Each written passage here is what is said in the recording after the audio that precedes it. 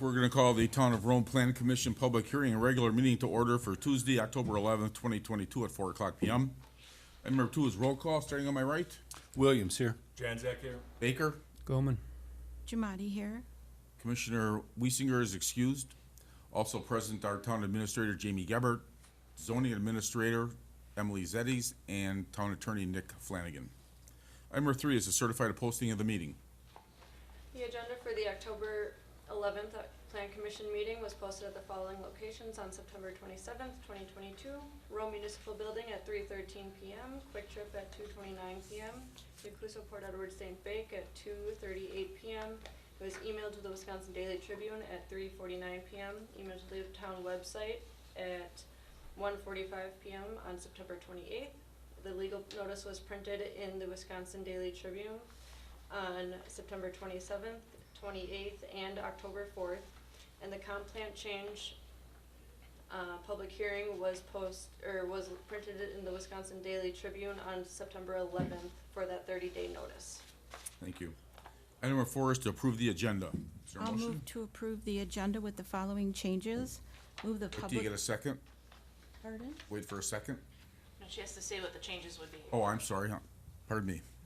Move the public hearing and action items 7F and 16, 7G and 17, 7H and 18, 7I and 19 for short-term rental conditional use permits, and item 20 regarding commercial A in the Rome Town Center to be moved prior to 7A and 11.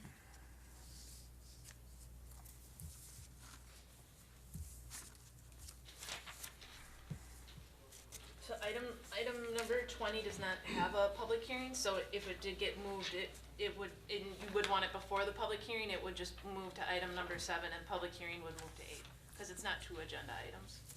I'm sorry, then I would mean that it would be prior to 11 in the discussion and possible action. Okay. That's what I meant. It's order to, the short-term rentals, the reason for that is the short-term rentals seem pretty straightforward this evening, and I actually have cheat sheets tonight that I can make those motions and we can move forward, and that we can have some discussion, because I think our discussion will help with some of the other decisions we have to, for clarity, that we have to make this evening. So the motion is to move 7A to above 11. I heard to move item number 20 on the agenda to, Before 11, to, under yeah, discussion and number possible 7. action on the following items, and then move the short-term rentals. It would just be moving item number 20 to, it would be now 10A. number 11. Number 11.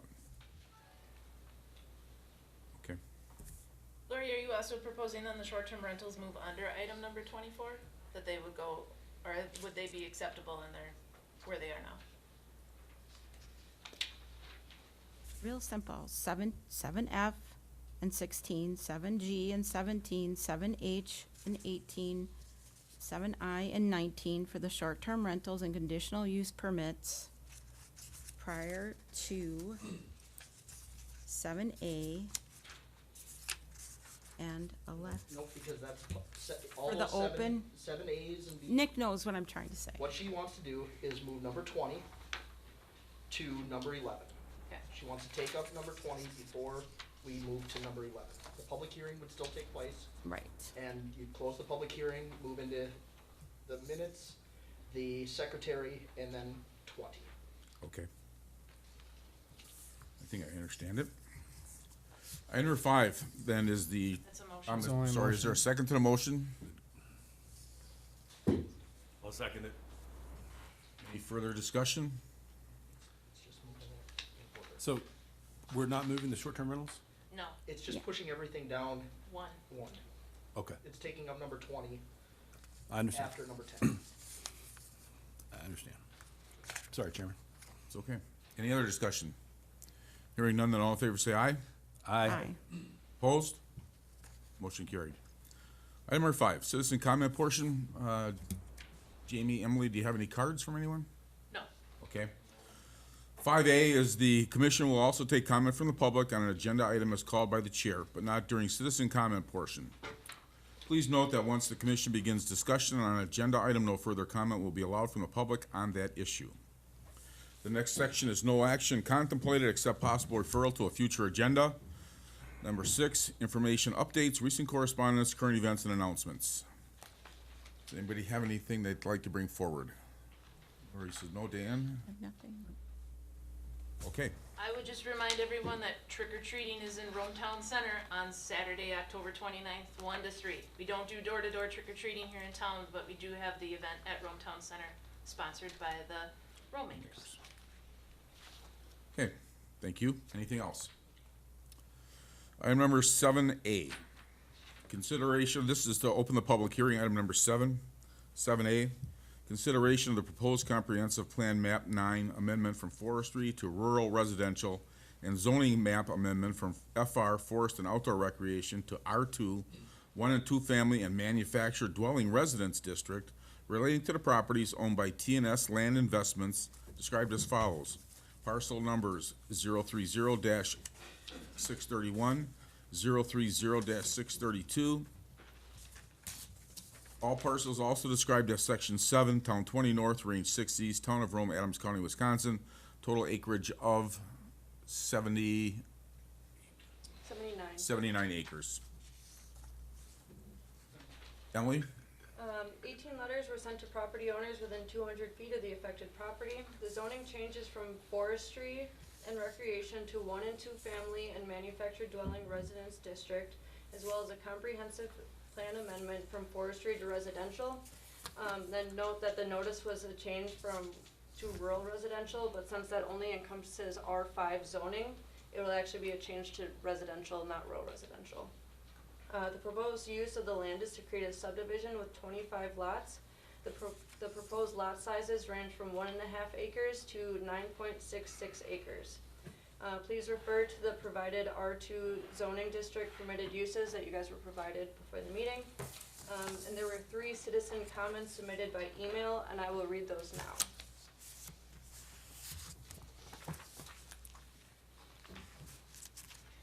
I'm opposed to rezoning this parcel from FR to R2. The area abuts a subdivision that does not allow manufactured housing or multi-family residences, and this rezoning is incongruent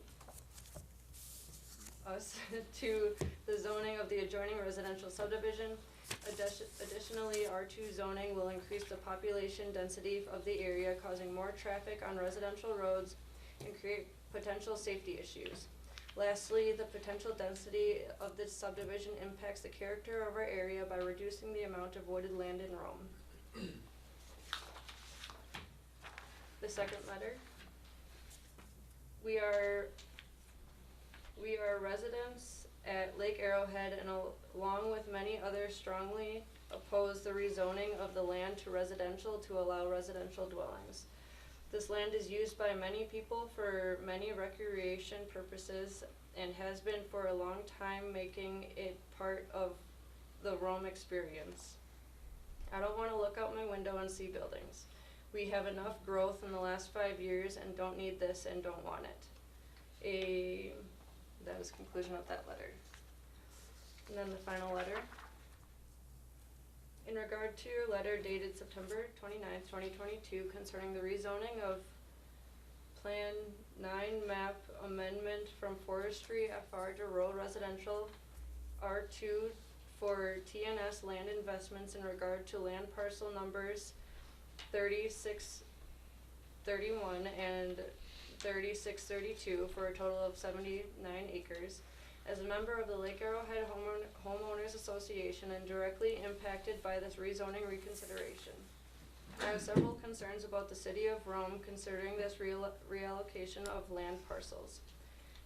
And I understand that the city may see this as an increase to its tax base and possible future resources for the city. But as an owner within Lake Arrowhead HOA, I have numerous concerns about this rezoning. The Lake Arrowhead HOA maintains certain standards for its housing contained within the HOA. Standards which would not be imposed or have to be maintained by TNS Land Investments.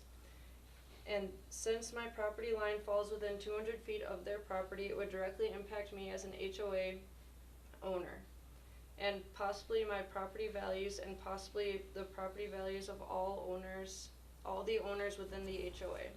If the commission decides to grant this rezoning in disregard to my concerns, I would like to purpose a possible amendment to this rezoning to preserve the standards of the HOA and its property values.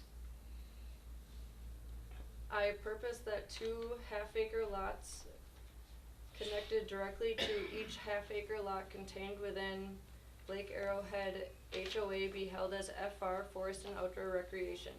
The rest of the properties may be converted to R2, 1 and 2 family manufactured residence district, giving a buffer zone to the HOA and its residents. These said 2 half-acre lots will be maintained as FR properties conjoining the HOA and shall be offered for sale to the homeowners of the lots conjoining these said properties. These properties shall be offered and sold only to HOA owners directly affected by this rezoning at the original asking price TNS Land Investments paid for these parcels, creating an effective buffer zone between these said parcels. That's the conclusion of the letters. Troy is here to represent TNS Land Investments. Okay, sir? Troy, you just wanna make sure the red light is on, so the mic is on. Good afternoon. Can you hear me? Yep. Okay, all good. Hello, everyone. I'm Troy Weichelt. My wife and I are the owner of TNS Land Development. We've been working, our company is an excavating company, and TNS is just a split off of that. We've been working in this area at Sand Valley for 6 years, and we see the need for more housing around here. I've been approached by numerous people around this area the last few years that are looking for a spot that's not on Arrowhead, that's a little bit bigger than a half an acre, because the homes are getting bigger, so that's why we proposed to go with an R2, where we could get some lots that are acre and a half, I think is our smallest, up to 10. So we're just getting a little variety here, and I think we can do some good in the community by, you know, putting this subdivision in and giving some different aspects to the town of some development for some new homes. So we're proposing to get this rolling, get it into an R2 where there's an option to do maybe even like a duplex, not a, you know, a side-by-side duplex home for the multifamily, if that's an option, but we're leaving that up to the people that buy the lots. So we're just kind of doing the R2 to give it a little bit more of a easier selling point, maybe to multiple different people. So you're envisioning this being mixed as far as side-by-side duplexes, similar to what they have up in the Rapids, like 55 plus, and then possibly mixed with a manufactured type home? Yeah, and our goal then- is probably, we're gonna, you know, if this, in our agenda is not to do mobile homes, that's not our goal, we don't wanna see that. But the manufactured home would be like, in my mind, is like a terraced home, a Stratford home maybe of some sort, which are nowadays pretty much same as a stick-built or real close to it. But just to be clear, you're not constructing any homes. You would develop the subdivision, you would Right. sell the lots. Yep. Whoever would purchase the lots would make that decision on That's what their would be decision, constructed. correct, Yep. yes, we're not building or anything, we're just putting, we're putting the roads in type thing and getting it lotted, and then we'll sell the lots. So you're the one that proposed the lot sizes? Right. And what to rezone to, that was, but not, would not be constructing any of the homes. No. Yeah, so the subdivision plat that you guys have in the packet is what they presented. That preliminary plat would be on next month. I went out to the comprehensive plan, and this is our map 9 that you had said in your findings of fact.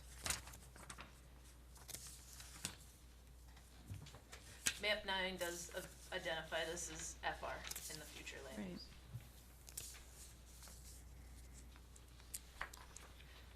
Troy, has anyone reached out to you about, so there's trails in this land, about what would happen with those trails? I mean, that's been a concern that we've discussed in the past, that when these parcels are purchased, then we lose that trail development. Would you have any, would you be open to maintaining the trails that would be through the parcels, or would you be closing off the trails, or have you thought about that at all? Yeah, we gave it some thought with the trails, because I know on the south property line of this is the Arrowhead, like their set-aside trail for walking. And we walked around the whole perimeter, and we wouldn't be opposed maybe to continuing that all the way around the perimeter, because the inside is gonna be the homes, right? So maybe on the whole perimeter, we could definitely, look into giving a buffer zone all the way around, the same width as, the Arrowhead is maybe, I don't know if it's 30 feet or whatever it is for a walking trail, There's about 30 feet, the buffer around the Lake Arrowhead. yeah. Doesn't the snowmobile trail run through this also? I don't think so anymore. I think with the North 80 that was sold, I think those lots are now, there's a chain across there, and I think that's blocked now. But I could be wrong. Nick, can you clarify for me, prior to my being on the plan commission, there were other larger parcels in town that had been subdivided. Was there some limitations as to what the plan commission had allowed those to be lot sizes Yeah, well, from when they took them out of forest? just to clarify up to that point, that's somewhat dependent on the location that was being selected or proposed as far as potential subdivision, and somewhat also to the lot design that was being proposed in a way, so in a location and in a way that would avoid putting in roads. And so I know there was quite a bit of discussion by the Plan Commission regarding some of those locations, whether they were suitable for rezoning to R4 or R2, or, because I believe it was between R2 and R4. Some of them, the requests were coming in for like R2. And the questions came up, are these being kind of plucked out and, located in spots that, the surrounding zoning was incompatible, and the comp plan then was incompatible with what was being requested. So it's a little bit specific to the actual request, but in the past, where the Plan Commission has reviewed potential subdivision, rezoning, and comp plan amendments, there was some refusal that happened, I believe, when it related to locations that were just like a 40 or a couple 40s that weren't proposing any roads either. They were located in a spot that would just serve the parcels along the roads. So, I does that answer your appreciate that. question? Yes, it does. And I appreciate what you're saying about alternatives for the need for housing, but I also appreciate what these folks are saying. And I also want the rest of the commissioners to know, I actually received 2 phone calls myself personally from people that are not particularly happy about the this development being so close to their backyard. I do like what the one person proposed. I don't know how much land you'd have to give up as far as there's already a Lake Arrowhead buffer from the HOA. I think the word that scared them the most was the manufactured dwelling residence district. I think that's what maybe concerned them the most. They didn't know, because I mean, there are manufactured developments in other areas around the country that are now popping up that are actually quite nice. Smaller homes, tiny homes for 55 plus. But I think that's where they were zeroing in the most. That's why they called me. So, and they wanted me to express that concern. But I think the lot size myself is what also, I think anything below 2 acres too, close to an HOA without that big of a buffer, with multi-housing, they were concerned with, duplexes, being close to, one had just recently built their home, and they were concerned about this. So that was what they were wanting us to express their concerns for. So was the lot size and duplexes, and concerned what that might bring if people wanted to make those rental units, if they bought them to put a rental unit in there.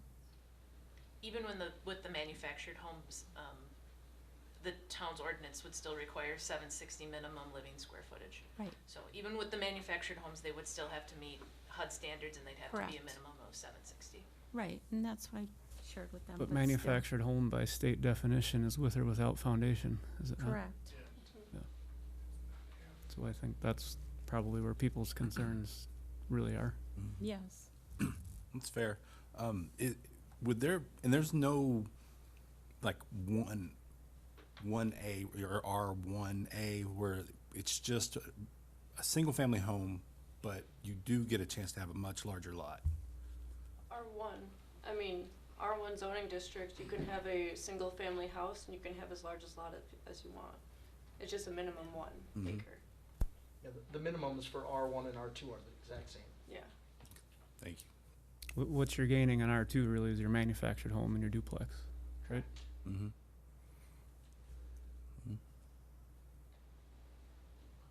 I think that's the concept too that they had expressed, was that mixed duplex manufactured single family. It's like, it's kind of a it's too much of a hodgepodge. Too close to stick-built homes with just that Lake Arrowhead buffer there. Okay, so related to tonight's procedures, I guess I just want to ask the question. We have a public hearing and then we have an actual agenda item. Public hearing is really supposed to be for us to gather feedback from the public. Is that what we should spend our time doing here rather than us conversing like we will later? Yes, that's true. Good point. Good point. Thank you. Phil? You wanna step up? A couple of questions for the zoning administrator. What's the minimum lot size for the proposed zoning? 1 acre. 1 acre. Does it actually say manufactured homes are allowed? Yes. Mhm. Yep. Okay, well, Mr. Goldman brought up a very valid point. A manufactured home is a new terminology for a mobile home. And there's a huge difference between a manufactured home and a manufactured dwelling. The manufactured dwelling is not federally HUD inspected. It receives regular uniform dwelling code inspections. So I just thought, because I thought there was a little maybe ambiguity that everybody didn't understand exactly manufactured home, what it means, because it is not synonymous with manufactured dwelling by any stretch. So that and those are the questions I had, I guess, and just so everybody is on board, and it sounds like you probably were with if it allows a manufactured dwelling, essentially it would allow a single wide, what used to be known. Just to clarify, there is a building minimum width of 16 feet and single They wides. build them that way. What was I that? believe they do, they build them that way. So in our code, I believe some single wides are not to that 16 feet minimum. So double wide is usually what would be in our manufactured dwelling R2. And required to meet And HUD like standards. Yeah, Dan and said. required to meet HUD standards. Cause they need to meet our other building, requirements, and that 16-foot width is minimum is a requirement. Well, then I guess, again, Mr. Goldman brought up a point about foundation. Is there anything in the ordinance that says that they do have to have a foundation of some sort, frost protected? So, just to clarify, the use that is stated in R2 is manufactured homes as that term is defined in state statute, okay? That statute, to Supervisor Goldman's point, it defines it as a structure designed to be used as a dwelling with or without a permanent foundation. That's in the statutory Okay. definition that is incorporated by reference in our ordinance, so. Okay, just very good. That's my thing. I just think everybody needs to understand all that. Thank you. Thank you. Is there anyone else that would like to speak regarding this agenda item? Carrie? So there are a lot So of you Come can up to the step up front, to the mic. please. Do you have a sign-in sheet? we don't have a sign-in sheet, but just identify yourself and for the record when we do the minutes. Okay, I'm Carrie Parmenter Ebby. So there are a lot of 16 by 80 single wides, because I have one listed right now. I'm a realtor.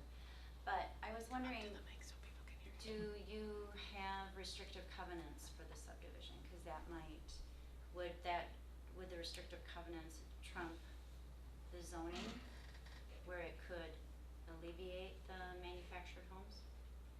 So like an HOA or covenants would add additional regulations on top of the zoning, yes. I do not believe they would have one. That'd be a question for Troy. Would that be, do you have restrictive covenants that would have the minimum square footage and? We don't have that finalized, that would be more for the subdivision meeting, but we are throwing some things in there where we don't get into campers and mobile homes. I mean, that's not our goal, so. Okay. That was my only question.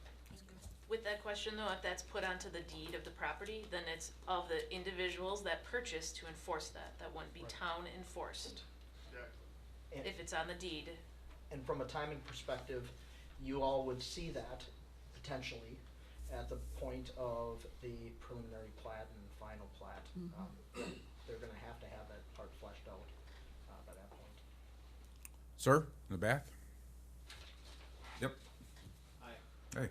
my name is Tim Schutte. I live on 340 Blue Waters Trail. Can you I- just repeat that into the mic? Sure, my name is Tim Schutte. I live at 344 Blue Waters Trail. I also live in the property next to me, 340 Blue Waters Trail, which is directly on easement. Okay. I wanted to submit this. I've talked to a lot of my neighbors. I've gotten 10 so far that have signed. I don't know who to give this to, but Okay. here or not, but that are opposed to this. They can't be here. They don't live in the area, or they're working tonight. Okay. Okay. I tried to get an email, but some of them aren't very good computers. Okay. All right. So my concerns are, Can we there's a lot see of outdoor land that's disappearing around here, with bigger developments and things like that. This is a nice little green space for people to walk and use back behind there. My other concern is, they sold the 80 off up on Alpine and the 80 across the street on Alpine, and all they are campers right now. And these people come up, they run around with ATVs, things like that. My one lot on 340 Blue Water Trail is open pretty much to the thing, and they drive through my lot. I've stopped those people several times. So adds a lot of issues having more people around like that. And then, hold on, I got notes, I'm sorry. I tried to remember everything. And then, I guess my other question is, there are tons of lots open in areas for sale, you know, Camelot, Sherwood, Arrowhead, things like that haven't sold yet. So looking at adding more lots that don't sell, is that a good thing for the community as well? And then lastly, a lot of people come up here for the experience of being up north and having nice green areas, and losing more of that could hurt that. Okay? Thank you. Sure, thank you very much. Bill? Did you have something else, Phil? No, it got discussed, actually. Okay. Anyone else wishes to speak regarding this agenda item? Okay, does anybody, commissioners have any questions for Mr. White Weichel? Okay. We'll move on. 7B. Consideration of the issuance of a conditional use permit for the following purpose: to construct a brewery on the property located at 304 Matterhorn Trail, owned by Clinton J. and Heather L. Dalton and Brandon D. and Leslie M. Orr, also described as Lot 2 of CSM 5041, located in the southeast quarter, southwest quarter, section 8, northeast quarter, northwest quarter, section 17, town 20 north, range 6 east, town of Rome, Adams County, Wisconsin, parcel number of 030-01136-0589. Emily? 6 notice letters were sent to properties within 200 feet of the affected property. The brewery was introduced at the June 8th, 2021 Plan Commission meeting. Minutes of their agenda item from that meeting are included. And CJ and Brandon are both here. Gentlemen? Looks like you gave out some additional handouts tonight too. I was gonna bring those up in the next agenda item, which is Okay. also the brewery. Good afternoon. Hi. I'm Brandon Orr, and I'm Clinton Dalton. First of all, it's good to see you actually in person. Last time I was doing this, I was in Germany on a Zoom call, so. We are the co-owners together of, this Up North Brewing Company project. And, I believe you have some cheat sheets in front of you, that kind of give, hopefully, all the details of what we're proposing here for the property. And, we'd be open to taking any questions and clarifying anything. So most of the items for their brewery are gonna be under the next agenda item for the site plan of operation. So right now, this agenda item is just the conditional use permit for the brewery, not the site plan of operation, just to clarify. And according to the RTC, that's an allowable business to go into the Rome Town Center? Yes, it is a conditional use for commercial A of Rome Town Center. Any questions regarding the conditional use permit?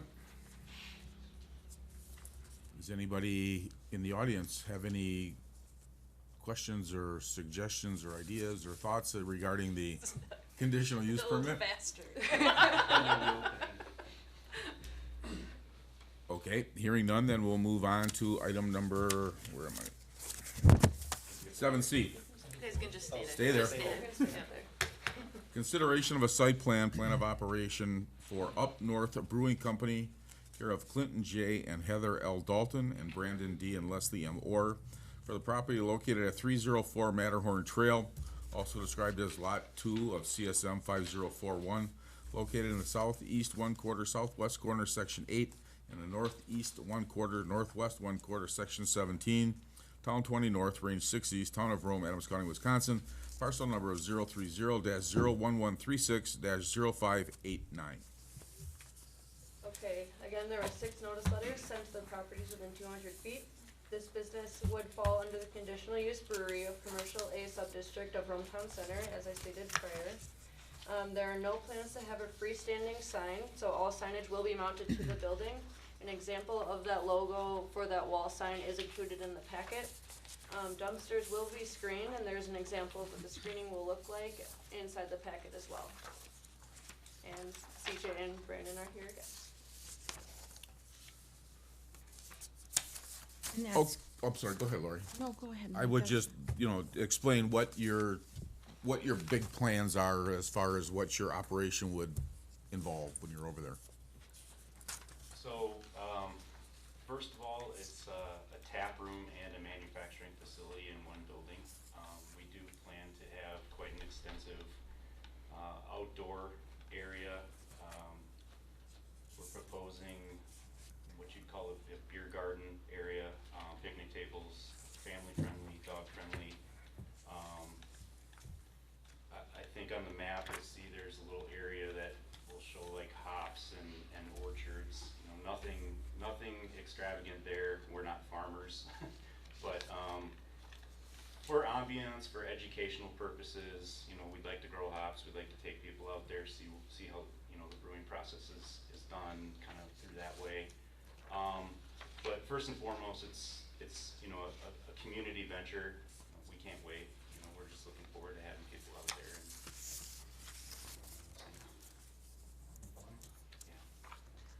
Brandon, on the facility plan, these first pictures look a little dark and these second pictures look a little light. Could you, So all that was just a couple of variations on what the building could look like. Nothing's in stone yet as far as, like those pillars are gonna be out there or anything, but we're aware of the codes. So, our building is gonna definitely be, pretty, but, we'll be in with everything that's required of us in the town codes for the exterior. yeah, so if there's a choice between the two colors, I guess my only suggestion would be, once a color is selected, that it would come, so it would be reviewed and put on file. That it wouldn't, just because we'd want the roof to be a dark earth color, not light. Yes. And I think we like the porch with the pillars, like we had been said, it adds a nice detail to the front. But if these aren't final colors, I think we would wanna ask that final colors are presented before ordered. Absolutely, we will. Okay. And I have a question regarding the one picture you have here. I know you said they're nothing's definite just yet, you haven't picked this material here, was this just an, I guess, just a vision, an idea? Yes, ma'am, That- just the kind of a vision of what that beer garden area could look like. You were military, yes, ma'am. Yes, sorry. No, that's fine, my dad was the same. Again, nothing in stone here, but this is kind of the closest we could find of, giving someone a visual of Right. what that outdoor area may be. We do plan on doing lights like this, we do plan on having picnic tables, but also maybe more permanent seating areas that are maybe a little prettier, but, it's all gonna depend, I think, right off the bat on, how many we're gonna need out there, and that's kind of a hard thing to project right now, so. And I just wanna understand too, cause I just don't wanna run into any more situations, but this building here, the way that you have it situated now here on this location site plan, you have three, the way I'm looking at this, you're gonna have three sides that are now exposed to, faces of the building. And with this drawing here, it looks like now, if I look at these, according to the way I read the Rome Town Center Design Manual and our code, then you're pretty much looking at having what's expected of you on those three sides facing the road and your entrance. Yes. Is that correct? Yes. Okay. Just a quick question on the manufacturing side. You're gonna manufacture beer for your own use at that facility, also for sale in other places, like a bottling or? Yes, that is in the plans, but I would Down the say, road. yes, I would say in the first year, 100% of our manufactured products will be sold on premise. Okay. But Wisconsin is a self-distribute state, so we could eventually go to bars or stores. Right now, it's just a hard thing to project in terms of how much product we're gonna need at the location right now, and that's our main focus. Okay. Would you envision that this would be the facility for that kind of distribution? Or would you see yourself moving to another facility and this would be a retail type situation? We have a couple of options there, but to answer your question directly, this would be the manufacturing facility for anything that we sold off premise for beer to go. Okay. Have you taken that into your thought process? I haven't looked that closely, but with regard to, bringing trucks in and loading docks and that kind of thing? Yes, on the one map here, you can kind of see, we drew out like what's gonna be a paved area. So there's a loading dock door on the, I would say, north side of the building where trucks could come in at that point. They would utilize our existing parking lot entrance and be able to get back there quite easily. So that would be not a well type, but it would be a flat entrance, Yes, up to your garage door. yes, It looks like a glass garage door from here, but I kinda, yes. And Okay. more than likely, that one is gonna change, but it won't be all glass, but it will have windows. okay. Would that affect our process at all if they had a process there of manufacturing? No. Okay. No, cause a brewery would imply that they would be brewing beer on site. So if you approve the conditional use, that would imply manufacturing, making of the beer there. And this is a fairly large, lot, this is 7 acres, so I would hope it'd be a little while before it would get outgrown. Mr. Chairman, can I ask? Please.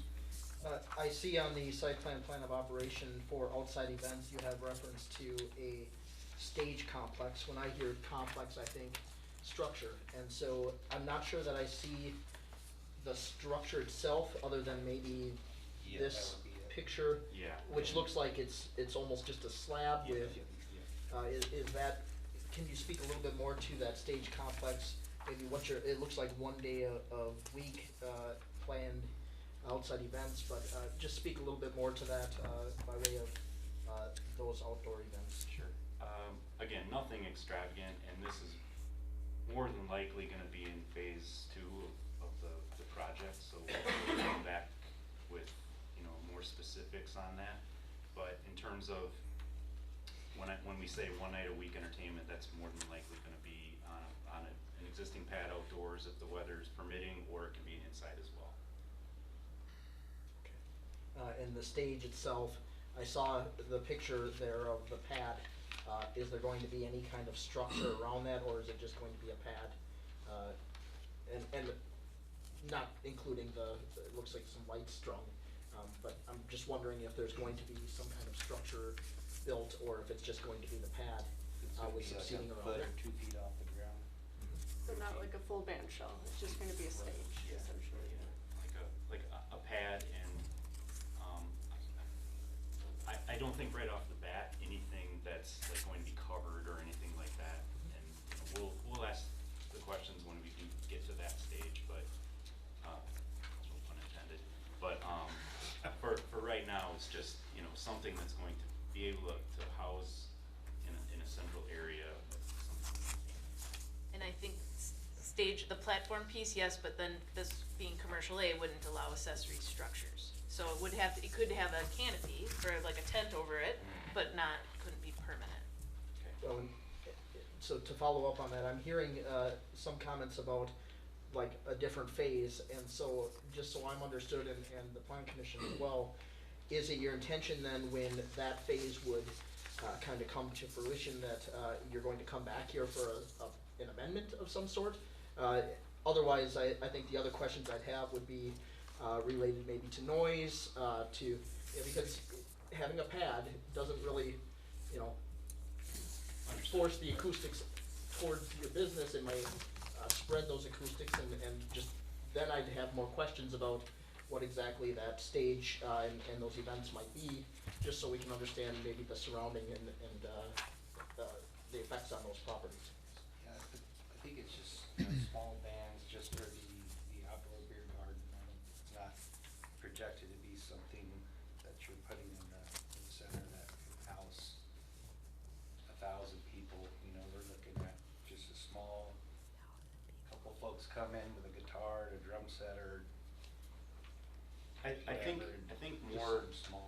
more so as well, it's not only gonna be for a stage, it would be for, you know, if we put little tents underneath there or something for more cover or whatever, but it's not gonna be anything that's a covered pavilion or anything like that at this juncture, because our primary focus is the building and the facility, so. This parking lot that you have laid out here, right? How many cars you can, 10? With potential to expand, but, we're only basing that on the town code with our building capacity, and as far as what restaurants or, I don't know the exact verbiage, but, I believe it's 1 parking spot per 6 visitors, That's correct, yes. Okay. So, for 6 Um, seats for specifically, 6 yeah. seats, yes, so we're proposing, I believe our building is 40-person capacity, so we would be within that. And again, it's something that we have the property enough to expand that as So you needed. see, we can expand further back. Back, okay. Our goal throughout this whole project, no matter if we do expand or whatever in the future, we're gonna do our absolute best to keep the wooded area of some kind as a perimeter, I think we want to keep it in the vibe of what Rome I think it was 5 is. or 6 rows of trees that would encompass Yeah. the surrounding. Because that's the ambiance for us, is the Northwoods aspect, so we want to keep that for sure. The other piece that we had a conversation with some of the other business owners is fire pits. We haven't done fire pits just because of our fire danger. We have allowed fire tables, or like the band shell, it's actually an enclosed fireplace. That's stone fireplace that's being constructed, but with the outdoor seating area and with having the stage, would it be okay if you just did fire tables and not fire pits? I'm not sure if you had much thought on that one yet. We really haven't thought about it at all, to be honest. Right now, I think we would be fine with just fire tables. Yeah. And again, because it's so hard to project on, you know, what weather's gonna be like and what the population is gonna be and stuff like that. So it's kind of stuff that we wanna brew beer and teach about it first, and then we'll expand on this stuff as we get going, so. Commissioners, any other questions at the moment? Is there anybody in the audience that would like to speak for or against this bill? Thank you, Chair. I don't have anything to speak against or for necessarily. I just have an observation really to make. And that is the discussion about their thinking of a pavilion at some point. And knowing the requirements and the desired aesthetics in the park and things, it seems very strange to me that there'd be a way they can put up a tent over that. I think they said they do not plan on putting a pavilion in, and it would be a temporary tent if there was a need for it for an event. Well, I gotta say, I don't think it's gonna be a temporary need, in my opinion. I mean, I'm just saying, and whether it is or isn't, but forget this case. Just making the observation in general, knowing what the aesthetic desires are in there, but still having an opening for someone that they could do that. I don't get that. It doesn't make any sense to me at all, but that's all I'm saying. If somebody has an event in our town center, do we allow them to put a little pop-up tent up for covering? Townwide, yeah. Yeah, That's an event. Well, I see that that's gonna turn into a permanent fixture. I mean, I can't, if they're successful at all, it will. Tom?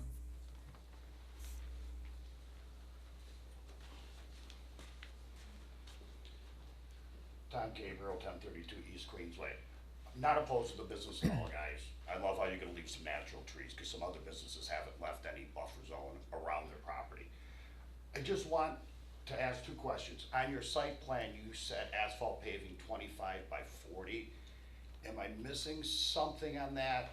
Because at 25 by 40, we cannot get 10 cars in it. That was one question. My other question is, with the way this building is being positioned on the lot, they have an L-shaped piece of property, and the building is sort of in the corner of the lot. Are we looking at 4 fronts? Is my question to the Plan Commission. Because it's not a north-south building or an east-west building anymore. So as we look at the criteria, we also have to know, what are we looking at on the sides and the back? With the way the building is positioned, it may be 4 fronts, because you're gonna see the sides from both streets. I don't know how the Plan Commission feels you're gonna view it, but there's different criterias in District A for backs, sides, and areas that front streets. Did you see a color version of this? They did not get that sheet. That was only. I tried to pull it up. The Might problem is, help when these illustrate. things get scanned in and we try to pull them up on our Chromebooks and our laptops. It wasn't provided. They brought it extra. Oh, I didn't see the extra. Then my other question was, what is the siding material going on this? Is this a metal siding? They Correct. said they would, sorry, go ahead. Correct. So we're working with Bolt currently, and with the guidance of the town, that's how the process is gonna go. Whatever the town wants is what the town gets. I guess, and that's why I'm asking the town now, how many fronts does this building have? It's a unique situation on the lot, because most of us that have built in the business park, our buildings go north and south, or east and west. So we can all say we have street, back, and side. With this building being positioned angled, what do we have now? And I guess they need to know that.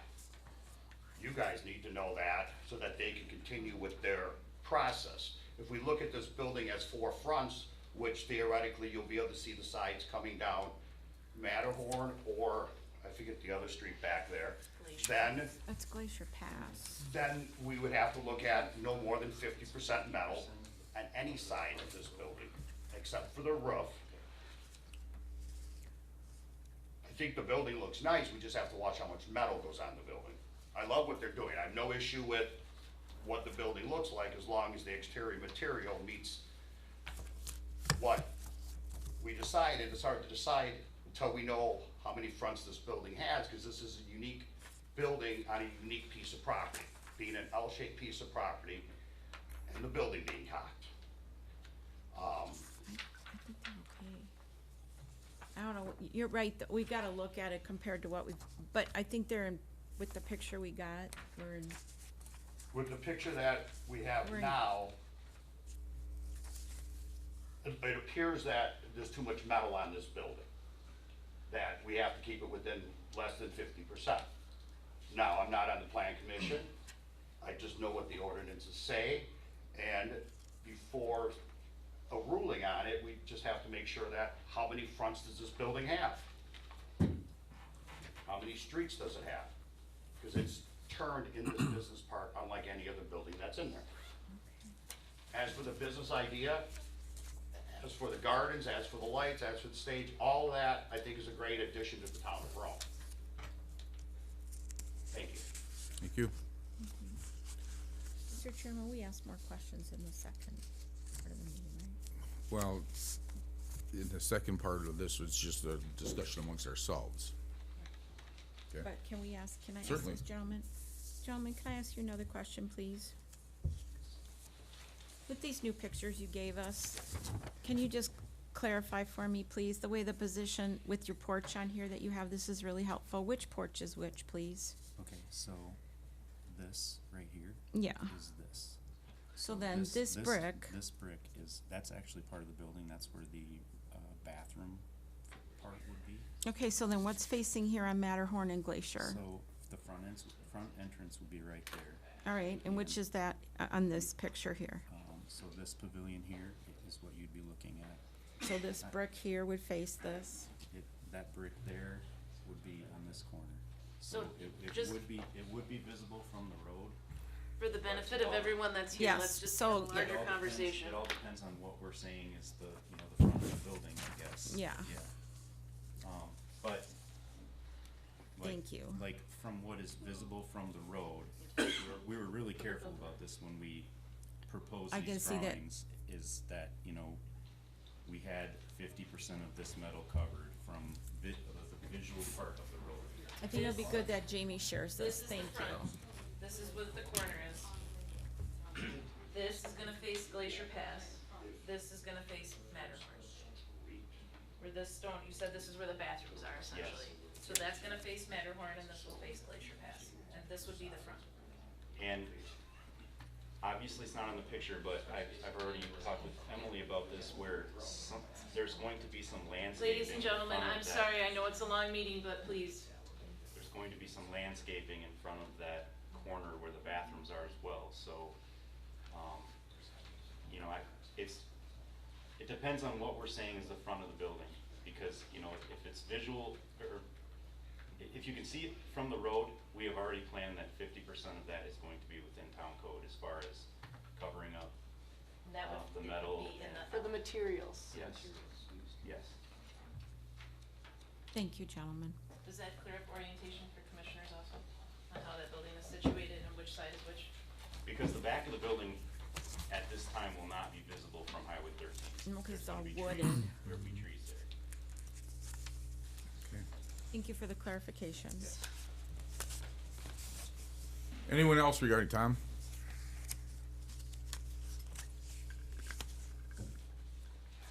In commercial A though, even if the back of the building is not visible, the back of the building still has to have at least 25% of the material used on the front of the building. Even if the back is not visible, because underneath commercial, it requires aesthetic measures including architectural requirements on all building elevations faces. So even if it's a back and it's not visible from the road because of a tree buffer, it would still need a minimum of 25% of the material that's used on the front of the building, even if it's not visible. Thank you. So we're gonna be talking about this at a later agenda item.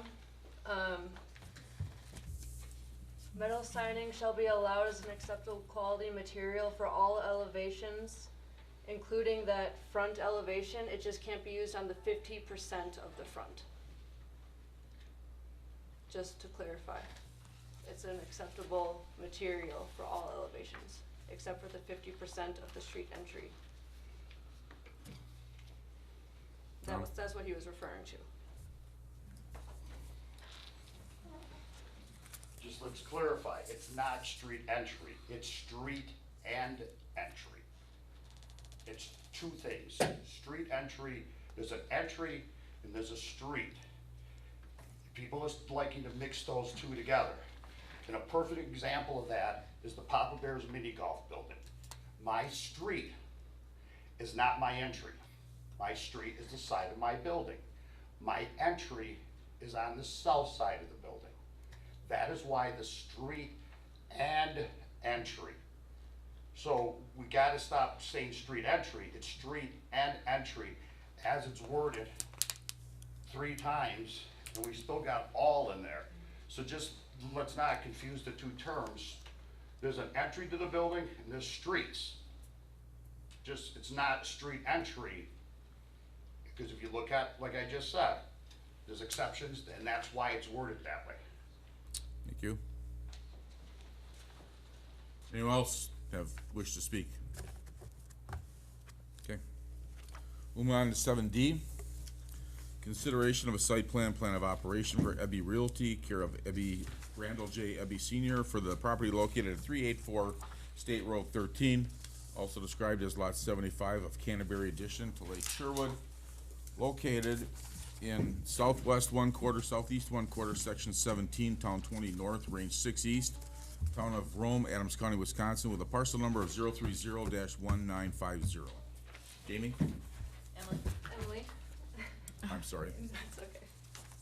8 notice letters were sent to properties within 200 feet. This business would fall under the permitted use real estate office in the B1 business district. There is no new signage proposed, and they will be using the existing sign.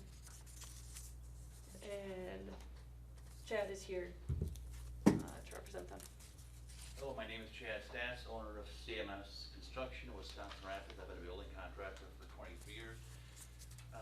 The proposed project is to rebuild Ebby Realty for Randall Senior, Randall Ebby Senior.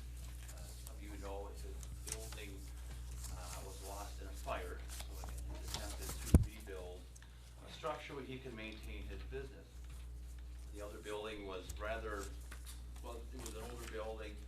There was a set of stairs at the entrance. So Randy, or Ebby Realty, is taking the opportunity through the fire loss to reconstruct a building that is ADA compliant, has much better access, will have an improved facade towards the front, and will serve his business very well in years to come.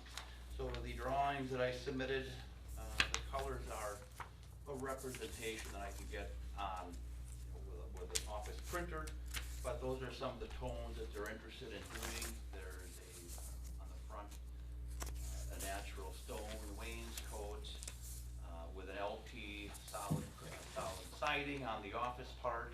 Stepped back from that is a garage area with primary, like a steel exterior, steel roof.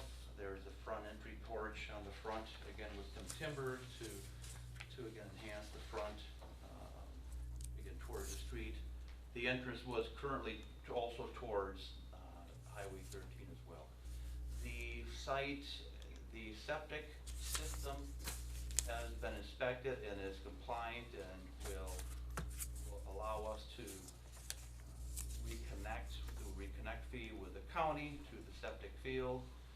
And the design and the setbacks of the building's design, have considered that setbacks from the rear, sides, and front as well. The parking that I have sketched it is somewhat rudimentary, but there is ample room for vehicles per the size of the business that Ebby Realty is like to have.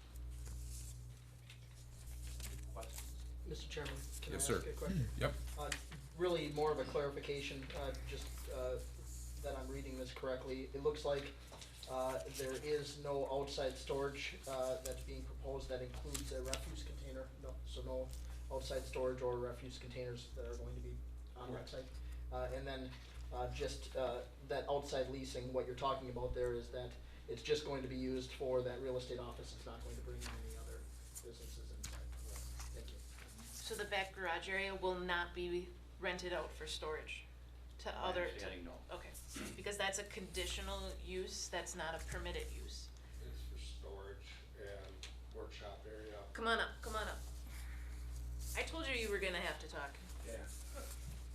Can you just make sure that the light's on the microphone too? As somebody told me that they can't hear very well from home. It's on now, sorry. I don't like to talk, everyone knows I'm a quiet guy. Actually, it's gonna have some storage and workshop area. My other office had the lower level, which was all my storage, which is gone. So I'm putting everything on one level now, so there's not the stairs. And I'm not to say that there wouldn't be another office rented out. I've had an insurance salesman who was talking about renting an office, but I have nothing in the plans at this time, but Okay, so just to follow up then to that, I mean, it's not that that can't happen, but the way it's proposed, it wouldn't be, so are you asking, possible consideration of the real estate and other professional or similar? right now it's real estate. Okay, so then, if you were to propose, renting out part of that, are you okay with coming back and doing an amendment to the site plan? I would The plan of operation? think somebody would, whoever wanted to rent it, then work with that system with me. Understand. I don't think that's right now. I mean, I had an accountant in there before. I don't know if he heard you. Carrie said, why don't you ask for it now and then you don't have to come back? Ask that you would have professional lease space. Well, is it being constructed? There is a space inside that would be Right, but- for other, that could be a office, additional office space. And they could have a shared there's a conference room that would be a shared space. Correct. And currently, there's 2 signs.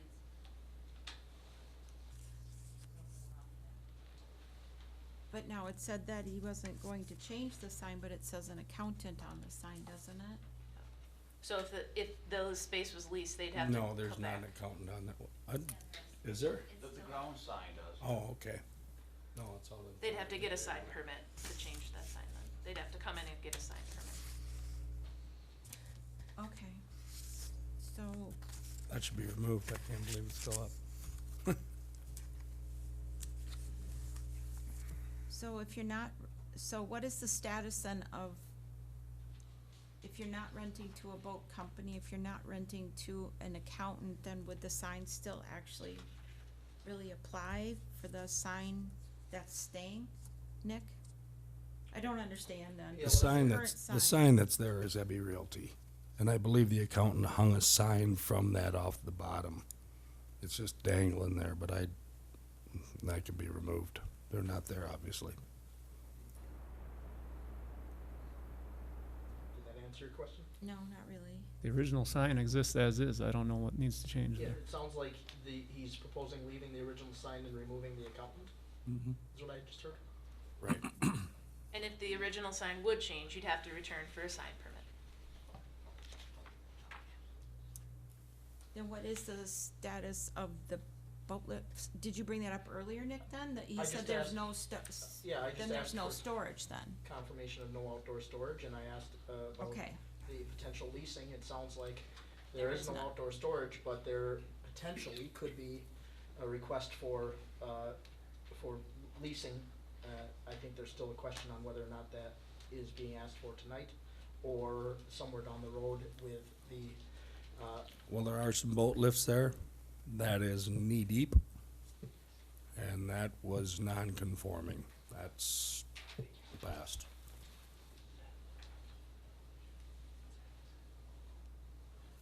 Is there information in the property file about that? We'd have to pull it. Yes, We'd have to pull it. there should be.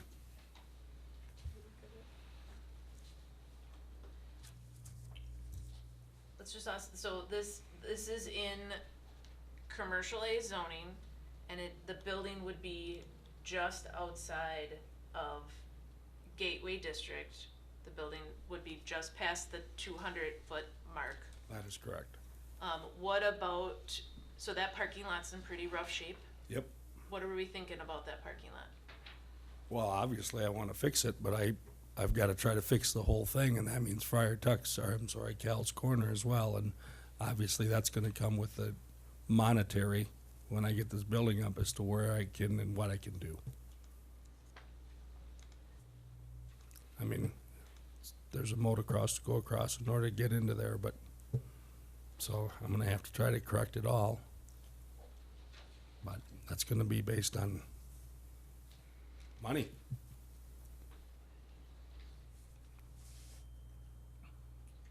I mean, Gravel drive, correct? no. She keeps telling me that. No. Based on Gateway District requirements, it would have to be paved, but It is But there's technically also- paved. yeah, to a And point. my area is a lot better than the Yeah. area prior to mine.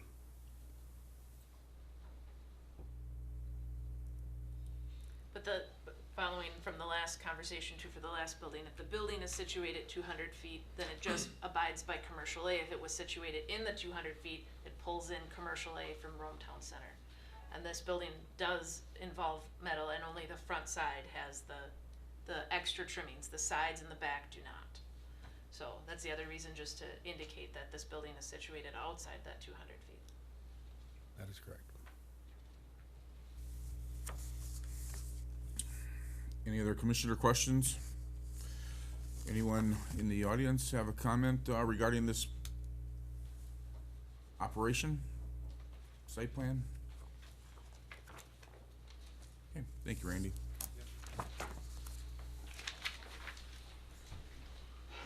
Item number 7E, consideration of a site plan of operation for Joshua and Naomi Gutowski for the property described as Lot 3 of Certified Survey Map 6696, located in the southeast 1/4, northeast 1/4, Section 8, Town 20 North, Range 6 East, Town of Rome, Adams County, Wisconsin, with a parcel number of 03D0-00641-0030. Emily? There are 3 notice letters sent to properties within 200 feet of the affected property. Note that there is not a specific use listed that would describe this plan of operation, but the use that was found most fitting was automobile, truck, motorcycle, camper, snowmobile, boat, ATV, and trailer sales and service. This property's main use would be an outdoor-only display lot for boat lifts and docks. There are no building plans or structures on this site plan. I believe Joshua is here.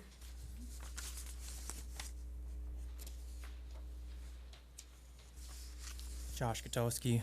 I'm going to move the dock and lift business from Green's Garden down the road.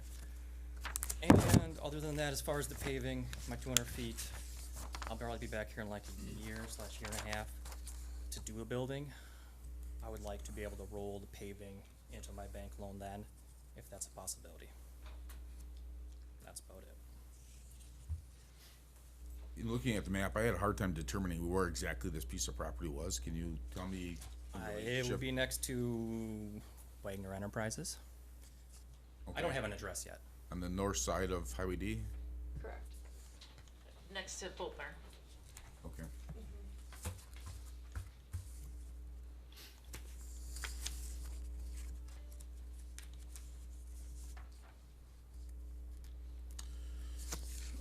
It's right between the 2 Winger Enterprises properties, not next to Boat Barn, just to clarify.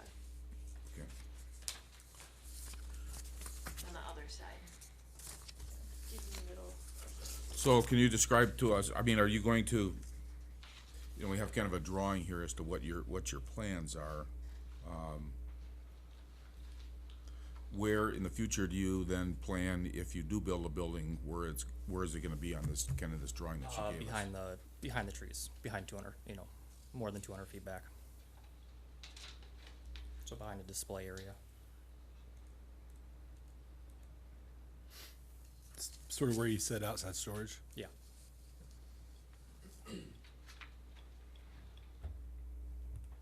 Mr. Chair, can Yes, I sir. ask a question? I see on the application it states outside storage as docks and boat lifts. I also see though you have reference to docks and boat lifts and outside storage. Is this outside storage up here also, so that outside storage, you know, farther back on the property, is that also docks and boat lifts? Or is that Yeah, something else? that'd be docks and boat lifts. Okay, so the only outside storage you're proposing is docks and boat lifts? Yeah, that's what would be back there. Thank you.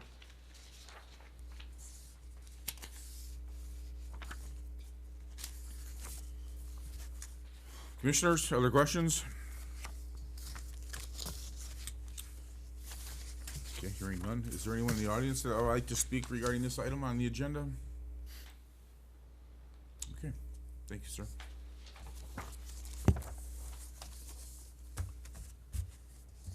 Seven F, consideration of the issuance of a conditional use permit for the following purpose: short-term rental of the property located at 389 Cog Hill Court, Unit 5, owned by Michael Welsh, also described as Unit 9 of Deer Run at Lake Arrowhead Condominium, located in the southeast 1/4, southwest 1/4, Section 18, Town 20 North, Range 6 East, Town of Rome, Adams County, Wisconsin, parcel number of 030-02973-0608. Emily? There were 6 notice letters sent to properties within 200 feet. Staff recommends a maximum occupancy of 12, maximum vehicles of 6 to be parked on hard surfaces, not on the lawn or grass at the property.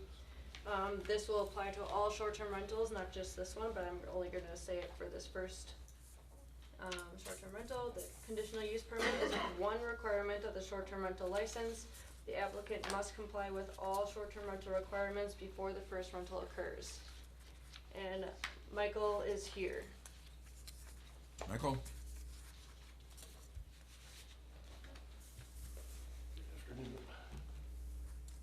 Michael Welsh. I recently purchased a condominium at Cog Hill, and I'm requesting the ability to put it into, to include it with Lodges of the Lakes rental properties when it's not in personal use. So Fred Hagel would be your property manager located within 25 miles. That is correct. Commissioners, anything? Okay, anybody else wish to speak regarding this item on the agenda? Okay, thank you, sir. Thank you. 7G, consideration of the issuance of a conditional use permit for the following purpose: the short-term rental of the property located at 1171 Arrowhead Trail, owned by 424 Investments LLC, also described as Lot 106 of Setting Sun addition to Lake Arrowhead, located in southeast 1/4, southwest 1/4, and southwest 1/4, southwest 1/4, Section 17, Town 20 North, Range 6 East, Town of Rome, Adams County, Wisconsin, parcel number of 030-4257. Emily? 9 notice letters were sent to properties within 200 feet. Staff recommends a maximum occupancy of 7, maximum vehicles of 3 to be parked on hard surfaces, not on the lawn or grass at the property. Michelle is here. Hi. Hi. I'm Michelle Peterson. I'll be the property manager for the owners for 24 Investments. And you're located within that 25-mile So radius? I'm that we're- located on Rain Dance. Okay. Michelle represents several of our properties. Commissioners, any questions? Is there anyone in the audience that has wants to address this issue? Okay, thanks, Thank you. ma'am.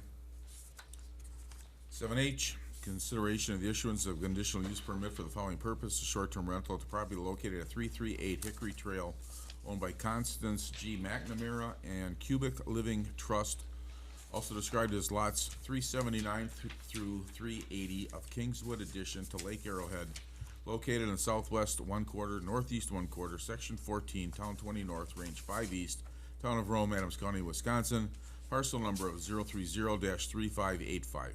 Emily? 12 notice letters were sent to properties within 200 feet. Staff recommends a maximum occupancy of 4, maximum vehicles of 2 to be parked on hard surfaces, not on the lawn or grass at the property. And I believe Stephanie is. But this isn't Stephanie. Okay. Yes, sir. Small 1,000 square foot, 2-bedroom home, that my wife and I and daughter and her husband purchased. We'll use it part of the time ourselves, but would like the opportunity to do short-term rental. We will comply to all the codes. Have been trying to do that in the meantime. Just like your consideration. You're aware of there's a requirement to have a property manager within 25? Property managers Okay. within the district. Thank you, sir. Any questions from the commission? Represented by Vakasa. Anyone in the audience need to address this issue? Thank you. 7I, consideration of the issuance of a conditional use permit for the following purpose: a short-term rental of property located at 1314 Bogey Trail, owned by David and Jacqueline Ports, also described as Lot 8 of Bogey addition to Lake Arrowhead, located in the southeast 1/4, northeast 1/4, section 19, town 20 north, range 6 east, town of Rome, Adams County, Wisconsin, parcel number 030-02909-0507. Emily? 9 notice letters were sent to properties within 200 feet. Staff recommends a maximum occupancy of 11, maximum vehicles of 5 to be parked on hard surfaces, not on the lawn or grass at the property. And David is here to represent their property. Good evening, David Ports. What do you want to tell us, sir? They have this property to provide some affordable housing for visitors that want to stay in the Rome area. It's a new construction home. Pardon me? It's a new construction home. And do you have a property manager within that required 25 miles? I am to be that property manager. I also have a single-family home on 486A 13th Avenue. Okay. Is that your primary residence? It is not. So that would not qualify as being the property manager. You have to have it has to be someone that's primary residence within 25 miles. Okay. Sure. So I'll able to make that happen. When you do that, then email the Yep. zoning administrator with that information, if you would, please. Yeah, very good. Thank you. Thank you. Commissioners, any questions? Anyone in the audience? Phil? I just have a general question. When department reviews the incoming paperwork, is the septic system sizing ever looked at all?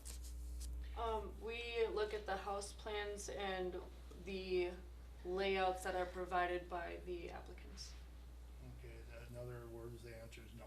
We have a qualification in our code of 4 people for every 1 bathroom or limited by square footage.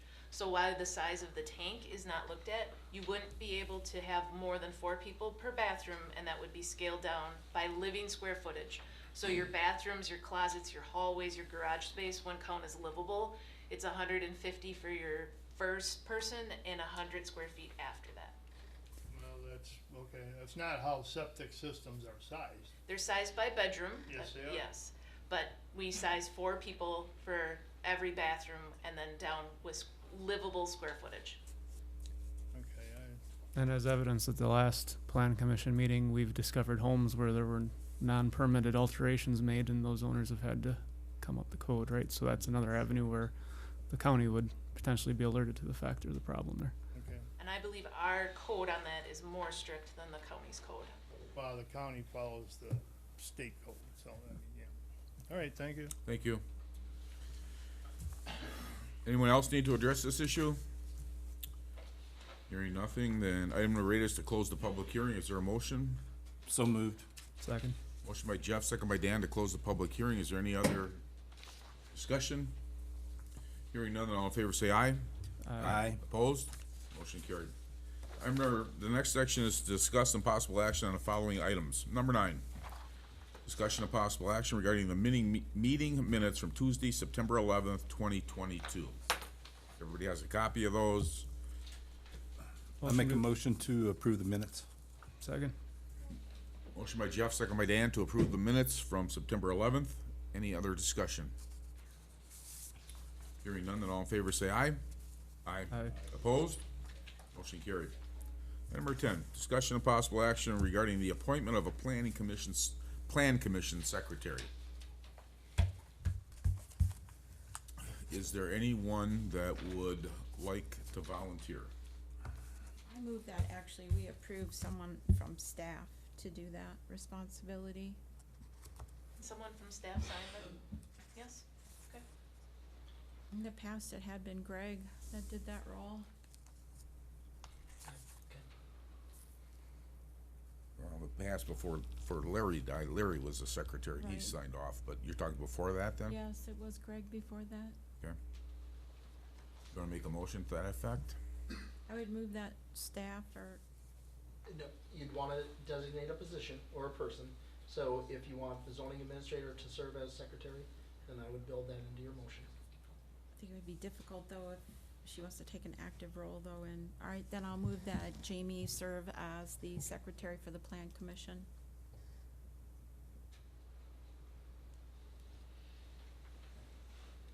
Is there a second? Is there a second? Is there a second? I believe the motion dies as a result of not having a second. Is there any other discussion from the commission regarding the appointment of a planning commission secretary? I'll do it. Jeff Williams has volunteered to be the plan commission secretary. I'll make a motion to appoint Jeff Williams as Plan Commission Secretary. I'll second it. Is there any other discussion on Jeff's appointment to the secretary's position? Hearing none, then all in favor say aye. Aye. Opposed? Motion carried. Thank you, Jeff. And we're gonna move to item number 20. Item number 20 is discussion and possible action to the review of zoning district requirements regarding Article 17, Rome Town Center, 360-81.1 Commercial A Sub-District. Lori? No, Emily has. Oh, I'm sorry, Emily. So included in the packet is the commercial A sub-district and the general regulations for all of Rome Town Center sub-districts. This item is being discussed due to concern with architectural standards. The review of the project in question is included in the packet along with minutes from the Plan Commission and Town Board meeting when the project was approved, and that also includes the rendering of the building is also in there. Also provided is a checklist that'll be used with all future site plan and plan of operations operation applications. We understand that there are individuals that would like to comment on this item. The property / business owner is also here with us tonight. Okay, who is here to speak? Jeff is here to speak. Okay. Jamie? I don't So, know, I think yeah. we wanted just to start a conversation, Okay. it was requested as an agenda item. So he's here just because his project is in Is the affected discussion. project? Yes. Okay, and the requester that put this on the agenda? Lori Lori. had asked for it to be on the. Yes, I had asked for it to be on here because I had a number of small business owners request that it be on here as well as it came up. Okay, then you wanna start the discussion then, or? Sure, I'd be happy to, in that a number of concerns were raised from citizens as well as small business owners that there were questions concerning commercial A sub-district had not been followed. So they're here in regards to that matter, and I guess I would ask the question then if someone could please clarify. We did receive a memo in our packet. It was dated October 5th. We received our packet on Friday night at 3:49 PM. I did not see it till this weekend, and then read through it as how it's been interpreted, I guess you could say. And my question, I guess, would be when I read through commercial A sub-district, and as people have questioned me, I don't know if you've heard from small businesses or community members about the building in question. I, as everybody else, am as much as excited as everyone else to have a deli here in town and a meat market. But the question is, we have a code. Has the code been followed? And can someone please tell us what 360-81.1 Commercial A Sub-District, when it says building elevation, quotation faces are required in the Rome Town Center Design Plan, which we all should have a copy of. And if you read through it, and then you go to the other pages and you read through it, it says exterior finishes, and then B and C, you know, what that all means. But then when we got this memo late on Friday, and we got an explanation as to what that now means, we said on Tuesday. So could someone please explain how we came to that interpretation, please? Because when I did ask, I was told to wait till this meeting. What memo are you referring to? The one in our packet.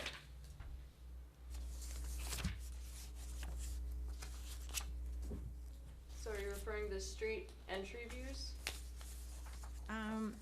It says in commercial A sub-district, 4, requires more aesthetic measures, including architectural requirements on all building elevations, faces, as required in the Rome Town Center Design Plan. Then if you move on, it says further in there, architectural standards, exterior finished materials.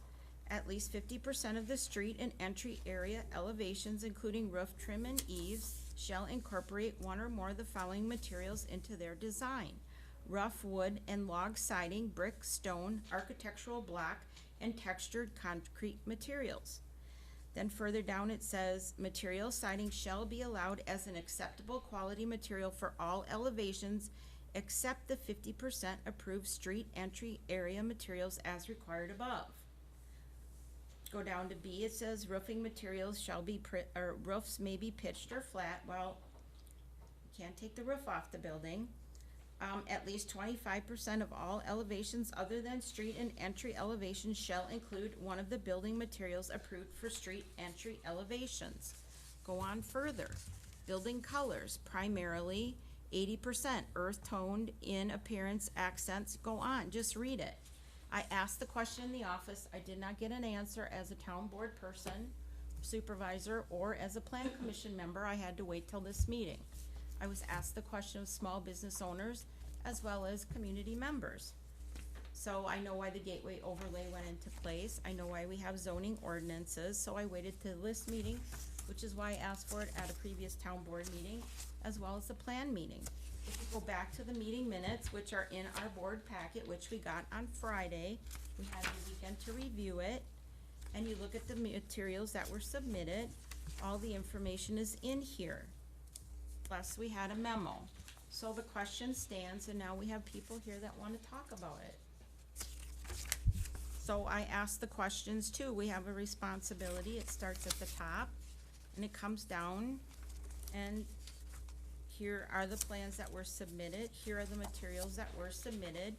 We have this stuff in place for a reason, to protect. It's also in our comprehensive plan throughout commercial A that now extends to the gateway overlay. So people have the questions, how do we now enforce this when we have other things where the town board now said 63 feet versus 200 feet for paving?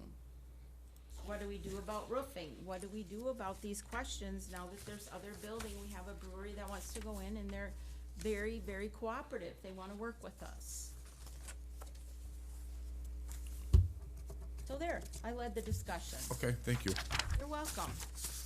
Tom?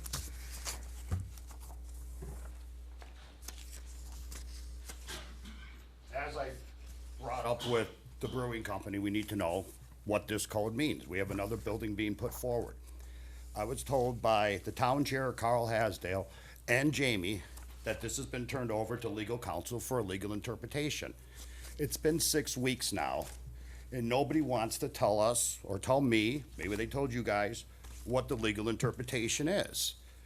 When I read through this ordinance, under A, item 4, requires more aesthetic measures on all building elevations and faces. Would you like to comment on that, Nick, for legal definition? I have not been asked to give a legal interpretation. You've received a memo on the interpretation of the code as it relates to the project. And Would somebody, I did not receive anything, I did not see it in the packet if I missed it. What is this interpretation of the code? I mean, we're talking about, don't get me wrong, Jeff, I'm not opposed to the meat market by any means, shape, or form. But let's face the facts of what happened here. Greg left zoning. This came through with time with no zoning administrator. But people still talk to Greg. This somehow, I guess, went across Jamie's desk and it was approved. We're approving businesses. This commercial A in the town of Rome is your Lake Geneva. This is your prime real estate. This is where the gazebo went. This is where the band shell's going. This is where the town's dumping money in for that center gathering place. You look at the drawings that were submitted. Before that metal went on that building, I went in to zoning and asked for a garage.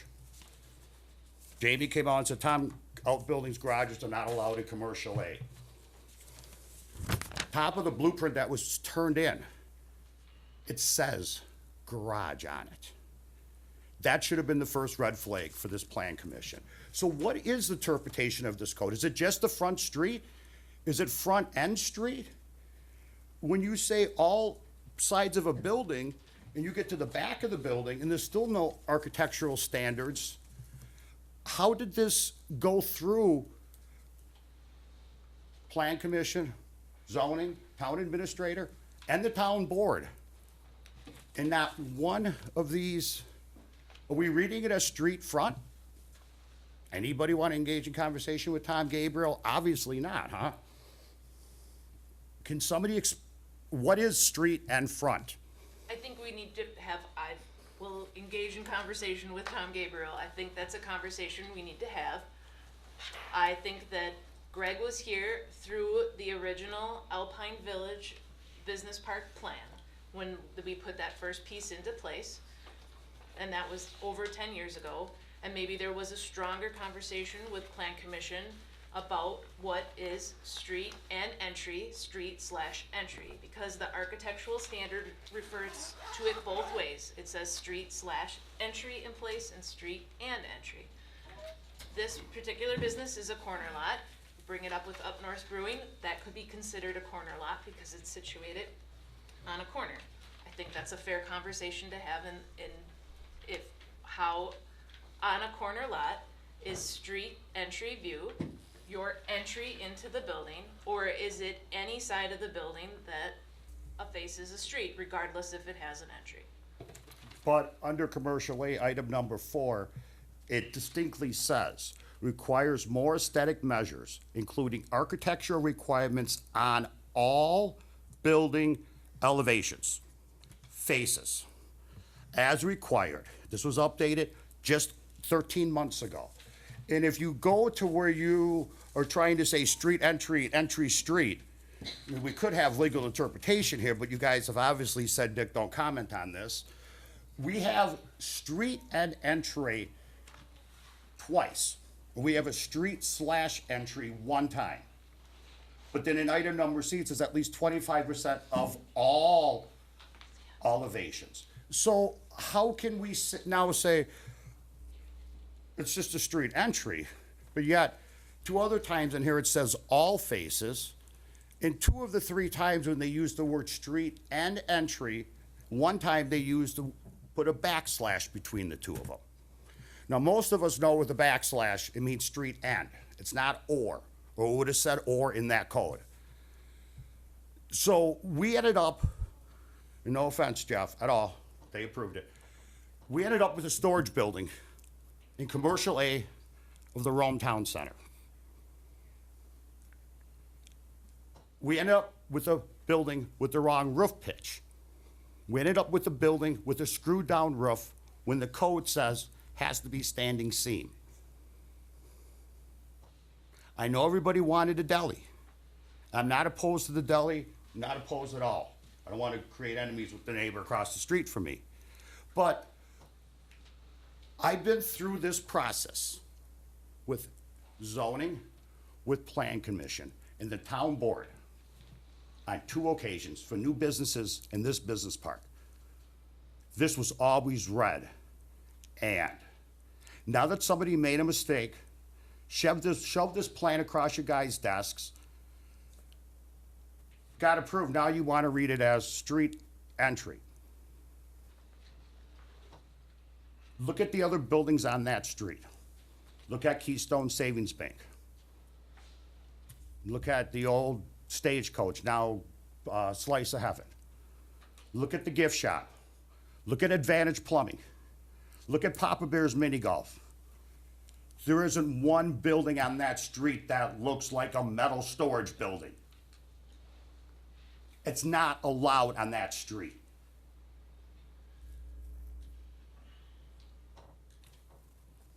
Any questions, comments? I've got some comments now. I can say a few things. Jeff Trott, I'm one of the owners of Rome Country Meats and Deli. One thing I want to make clear right now, I got a call today at 12 noon to come to this meeting with nothing to prepare, no information, just be here at 4. So I had no idea, Emily, what this was in regards to.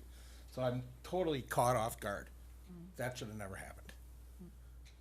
We right now are putting stone on the front of the building that is facing Geneva. Matter of fact, it's up right now. Today we started the cathedral overhang ceiling to decorate that front area to make it look nice. And we were told that we only had to do 50% of the front of the building. We done 100% of what we understood the code to be across the entire front of the building. We thought we were completely within the code. I don't like the idea that you're saying it's just a pole metal building, Tom. It's got color to it, it's got earth tone. We're trying to decorate it up right now, and that's what we're doing. So I guess I'm a little confused. Either you guys did not get across the right information to us, or we misunderstood you. But as far as I'm concerned, this was submitted and it was passed by the council. Isn't that on you guys, not us? That's all I'm saying. So I'm just gonna read the bottom of this memo, cause it sounds like not everyone read the memo. Just the interpretation of, well, the way I read it black and white actually. I never saw it as an interpretation. 360-81.1C5A states, metal siding shall be allowed as an acceptable quality material for all elevations except for the 50% of the approved street entry area materials as required above. So that means the metal siding is an approved building material for the street and entry elevations. 360-81.1C5C states at least 25% of all elevations other than the street and entry elevations shall include one of the building materials approved for the street and entry elevations. Metal is on that list of approved building materials, like as with the statement I just said, for street and entry elevations, and was approved with that two-tone apron. And then the bottom line of that memo, if Plan Commission would like to consider strengthening that language in town code to clarify which elevations qualify as street and entry views, staff can work to prepare draft language. It also notes in the memo, which we agree, that the roof pitch is 412, 612, or flat is allowed in the commercial A zoning. We did have a conversation with Mr. Trott about that, and it does note in the memo that we had shared if there would ever be irreparable damage to that roof, that we would ask that it would come into compliance with the 612, or once the meat market is terribly successful and they want to expand, that expansion would be 612. Mr. Chairman? Yes. If I might, the reason I brought this up and I wanted this to come back to us was not to harm anybody, not to harm any business. When I first ran for town supervisor in 2010, we couldn't give away a piece of land in this albatross over here called Alpine Business Park. We couldn't give it away. We had it priced at $17,000 an acre because we had a spec building over there. We couldn't give it away when we tried to CDA, Community Development Authority. And then we started to grow again after 2008. And we thought, oh, maybe we can sell a lot for $3,000. I just want to give a little history here. I wanted businesses to succeed, and we wanted to develop, and we realized we were going to start to grow. And then we had somebody find our special sand here, and I know there's some people that like Sand Valley and some don't. But what's happening now is because a developer believed in the sand we had here. And now we have golf courses, and people have jobs, and people are putting businesses here. And some people believe in our code and some people don't. And maybe the code can change a little bit and maybe it doesn't. But it's to protect our growth, it's protect our land use, and it's to protect our small businesses. And that's why we have it. And we had this plan right here from 2018 called the Town Design Plan for Alpine Village. And we brought community members together, we brought the small town businesses we had and town leaders together to get buy-in to create this. And that's why we had it, to protect our growth and our land use. We had a comprehensive plan right here from 2016 for the whole entire town. And I hope people at home are listening, because there's some that still believe and are telling people this was just for the Rome Town Center. And those of you that are sitting here going through this know that it wasn't just for the Rome Town Center. And then there were people that were here, which I also helped start this, from 2019 to change this to the Rome Town Center. And then there were people that finished this up, and Jamie and others were part of this.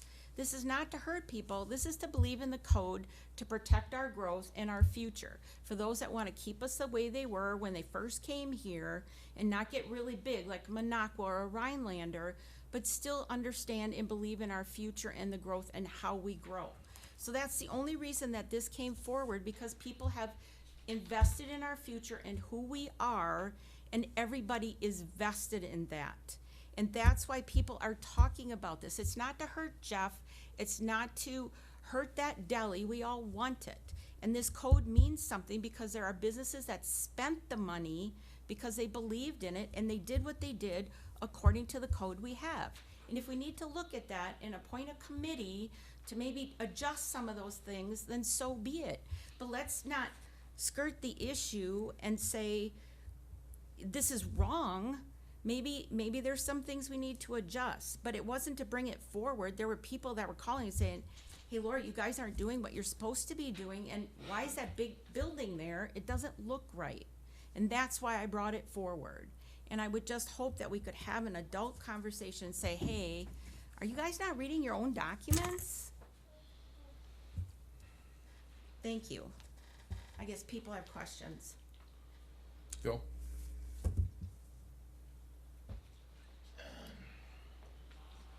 I talked to several people about this situation, and much of the conversation kind of follows Lori Giamatti's train of thought.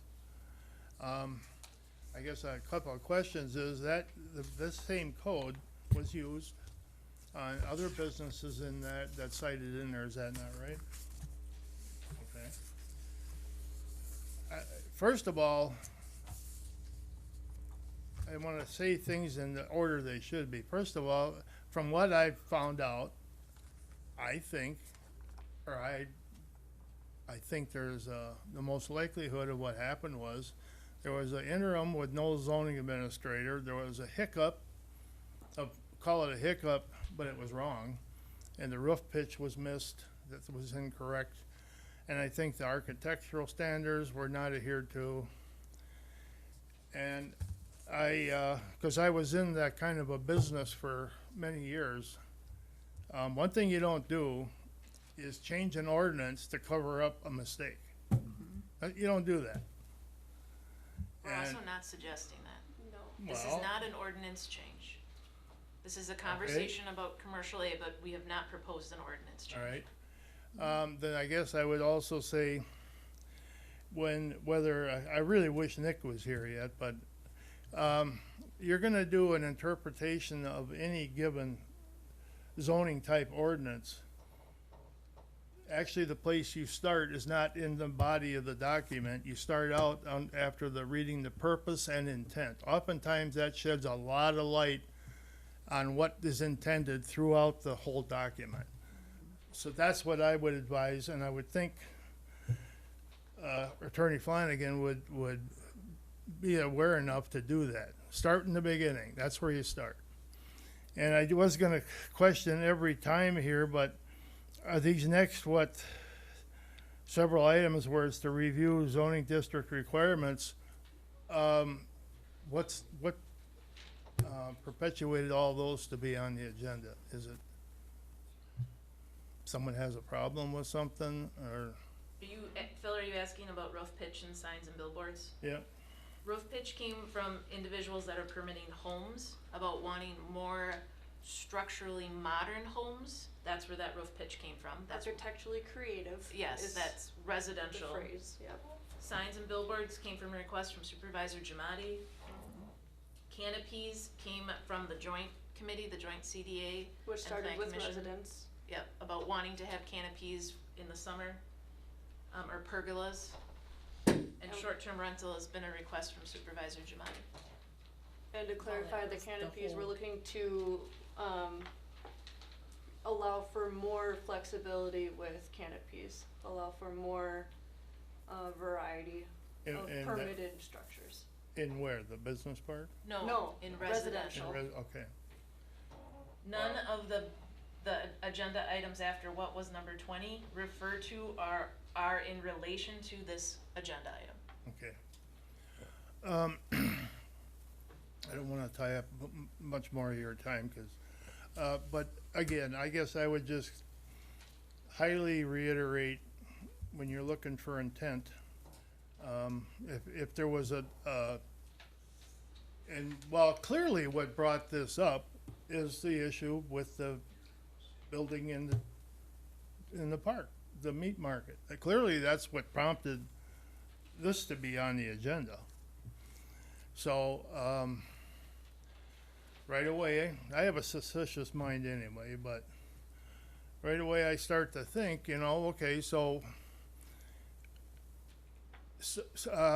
for so long, those standards were used and followed, but now, all of a sudden, because there was a mistake made, you're gonna review the zoning district requirements. I'm just saying this, if somebody has, even however prompted, but if there is the discovery that some things don't seem correct, that's one thing. But if things are gonna be changed to cover up mistakes, that is totally wrong, and I'd probably be far more noisier about that than anybody would want me to be. The word review basically prompted Emily to give us the code so we could talk about it. That's all. Review doesn't mean modify. No, I know that. But like I said, I like to start at the beginning. That's why I wanted to know what, it didn't just fall out of the sky to get on the agenda. There was something that prompted it. Yeah, we've had discussions about this Yeah. before. Yeah, so. the last 2 meetings. Yeah. Thank yeah. you, Chairman. Thank you. Yes, sir.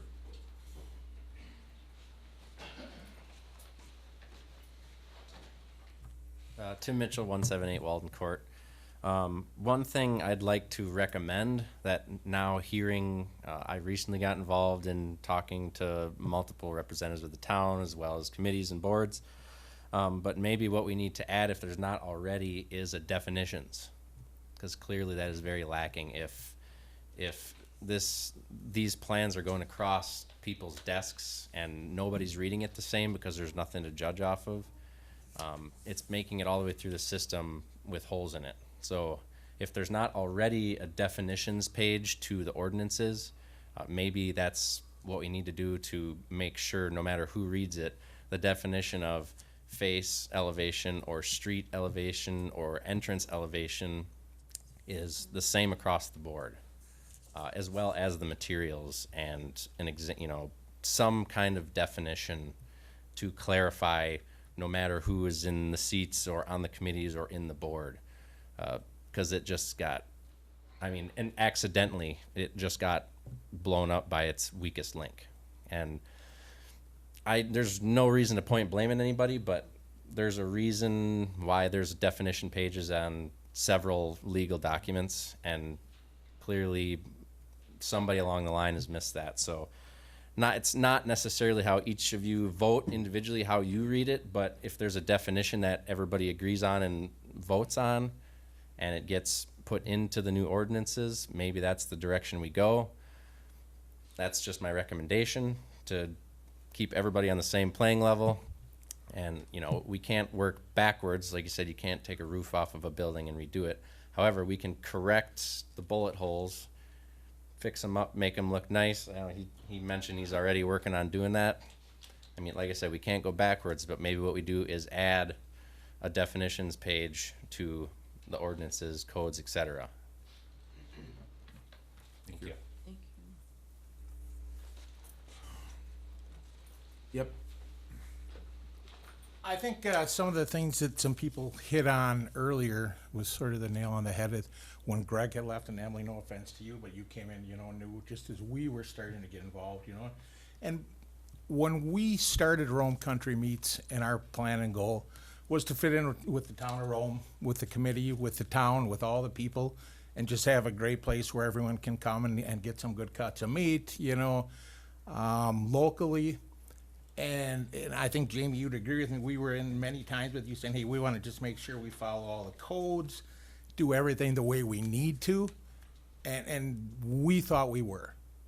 It sounds like right now, unfortunately, I don't like the hitters, but it sounds like some of the people in the community that there's already a black eye developing for Rome Country Meats in Delhi because of this.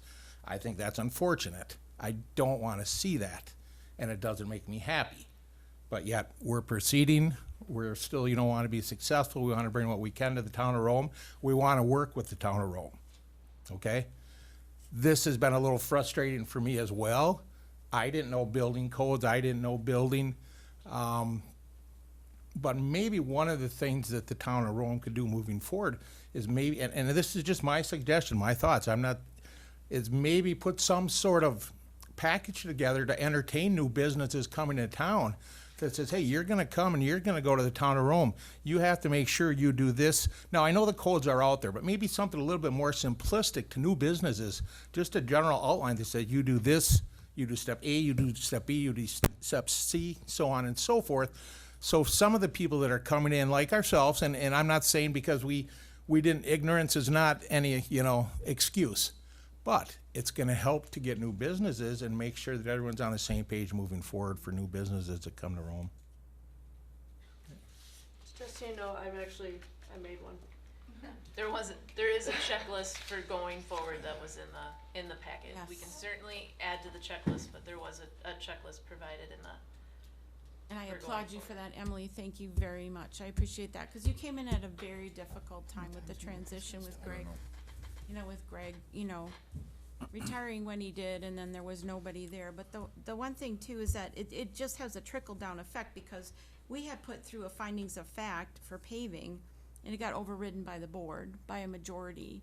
And so that's now affecting other people coming through with paving requests. So that's just something we've got to keep in mind, that we make a decision here at Plan Commission based on our code, and that can be overridden at the board, and that affects other people's requests when they come through. All right, this will be it, Tom, one more time. Because I wouldn't be up here one more time if somebody would just directly answer the questions that I propose. Underneath, Emily, I guess this is to you, requires more aesthetic measures, including architectural requirements on all building elevations. All building elevations faces, what does all, and what is elevations of faces? Isn't that the sides of a building? Yes. Okay. Exterior, at least 50% of the street underneath A, 5A, at least 50% of the street and entry area elevations shall incorporate one or more of the following materials into the design: rough wood. What does street and entry mean? We would have to provide draft language for a definition. See, that's the So, problem. and I What read this comes down to is, Tommy, we all, can you just let her finish? So I read what our interpretation, which we're saying interpretation now, I read what we viewed that as. I read that prior, right after Jeff Trotch if spoke. this wasn't interpreted like this, would I really have bricked 3 sides of my building for the town of Rome? Because that's how this is read. Would my wife really have built a wood building if we could have put up a pole barn and did a little bit of facade on the front? Would we really have built an all-wood building?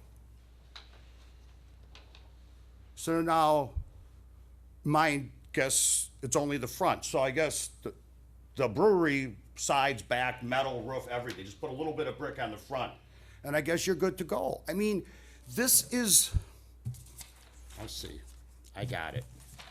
I got it from the town plan commission, I got it from the town administrator, I got it from the town chair. There was a mistake made. There was a mistake made. And not one person in this town wants to accept responsibility for it. Let's reinterpret it. This was interpreted on me for 10 years. What are you expecting us to do about this tonight, Tom? Explain what street and entry is. I think we're saying that we have a problem there, to a degree. I agree. Emily says she's working on the I definition. mean, you guys are a plan commission. Do you guys look at Me, blueprints? street, based on what your comments you made earlier, street and entry, I'm reading it as you got the primary face of your building is on a road. The corner lot for the brewery aside, because of the way that building, but that's a concern, obviously.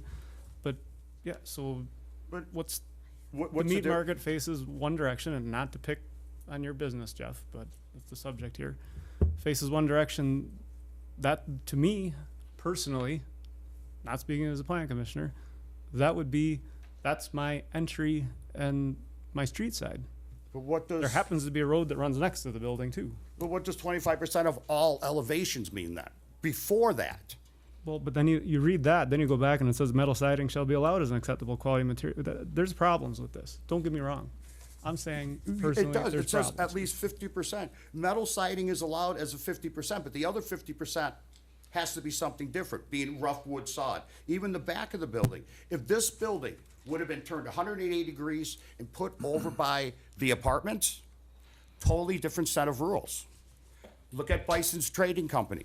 She has the wood on the front, metal on the side and the back. She was in commercial B when that was built. She met the criteria. The difference is commercial A has a different set of architectural standards. And now what's happening is no offense, Jeff, again, but we have basically a storage building there in commercial A. I know it's a meat market, but it's 100% metal. He said that they were working with the town to put stone on the front. It's up. It's already up, I'm sorry. Yeah. On the He's front, constructing but a the full court. sides and the back, that's all We've already- right here. We understand there's a problem there. Does any, There's a problem there. So how do we fix the problem? The next guy's gonna come in, now it's gonna be, I got the town, I got it. I got it from the town board, I get it from the plan commission. When a mistake happens, nobody wants to accept responsibility, and obviously Nick's out of here now. This was Jamie herself told me she turned this over to legal counsel for legal interpretation. Why isn't the attorney for legal interpretation allowed to speak on this? I said we would be talking about it at Plan Commission. I did not say that Nick was going to provide legal interpretation. I said we were You gonna told have me a when I came to you, Matt, about the metal on this building, there's a lot of- you told me you turn it over to Nick for legal interpretation. Carl Hasdale has told me he's turned it over to Nick for legal interpretation. And nobody's giving me a legal interpretation. Well, you're not gonna get one tonight, Tom, so thank you. Mr. Chairman, I do Yes, want to ma'am. say something though. Go ahead. I want to read this off this page, and then there's things that have been said by different people, and now they're saying they didn't say them. I feel bad for Emily because she started it. What was your start date, Emily? What was your start date? March 8th-ish. Okay. March And what date did Greg retire? First. February 1st, February 5th. January. I want to just read this. We're all Okay, relatively maybe it was educated January. people. Requires more aesthetic measures, including architectural requirements on all building elevation in parent faces, as required in the Rome Town Center Design Plan. We all agree we do have some issues here. But, you know, Nick there said he did not receive anything. People have been told it would be given to Nick. That's all I want to say. But nobody wants anybody to be hurt in anything, but nobody should keep pointing fingers here. Businesses have spent money, have read it, and have complied. Others were tried to follow the rules. Nobody wants to point fingers, but enough's been said about it, and we know that we need to do things. I think Phil made a good point. We don't want to change it just because mistakes were made. I think these things were put in place for a reason, and we should just watch what we do in the future. And I do appreciate what the Brewers are trying to do with their building, and they are following what they're supposed to do according to the code that we have. So thank you to them. Phil, last time. Thank you. I'll be brief. First question, how long have these standards been on the books, been in effect in there, in the park? I couldn't tell you, I don't know. Okay, it's, I guess the answer is several years. Yes? If nobody's gonna say they even know that, well, then I'll say it. Been a long time. So all of a sudden now, you're debating the merits of the ordinance and it needs all this interpretation. Why did everything go so smooth for all that time with all the other businesses until this one? I mean, that should add up to something to some people. On behalf of you as a group, I'll say this. I don't care where you go, counties or towns or whatever, the plan commission or planning and zoning committee, whichever it may be, rely heavily on being advised by the professionals that they have accepting the paperwork and doing the background research before it gets here. So, because the situation was not good, because the people not here and then it being replaced and so on, so the benefit of that seems to have diminished for a period. And you weren't, I don't think you got, the proper things put to you like you should have had. Because, the job of the plan commission is hard enough.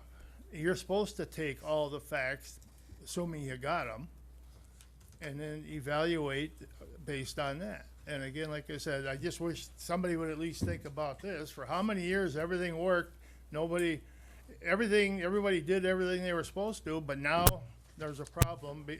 And so now, all right, thank you. You gave me enough. Thank you. Item number 11, discussion of possible recommendation to the town board, consideration of the proposed comprehensive plan map 9 amendment from forestry to rural residential and zoning map amendment from FR forest and outdoor recreation to R2, 1 and 2 family and manufactured dwelling residence district relating to the properties owned by TNS Land Investments described as follows: parcels 030-631, 030-632. All parcels also described as part of Section 7, Town 20 North, Range 6 East, Town of Rome, Adams County, Wisconsin, total acres of 79.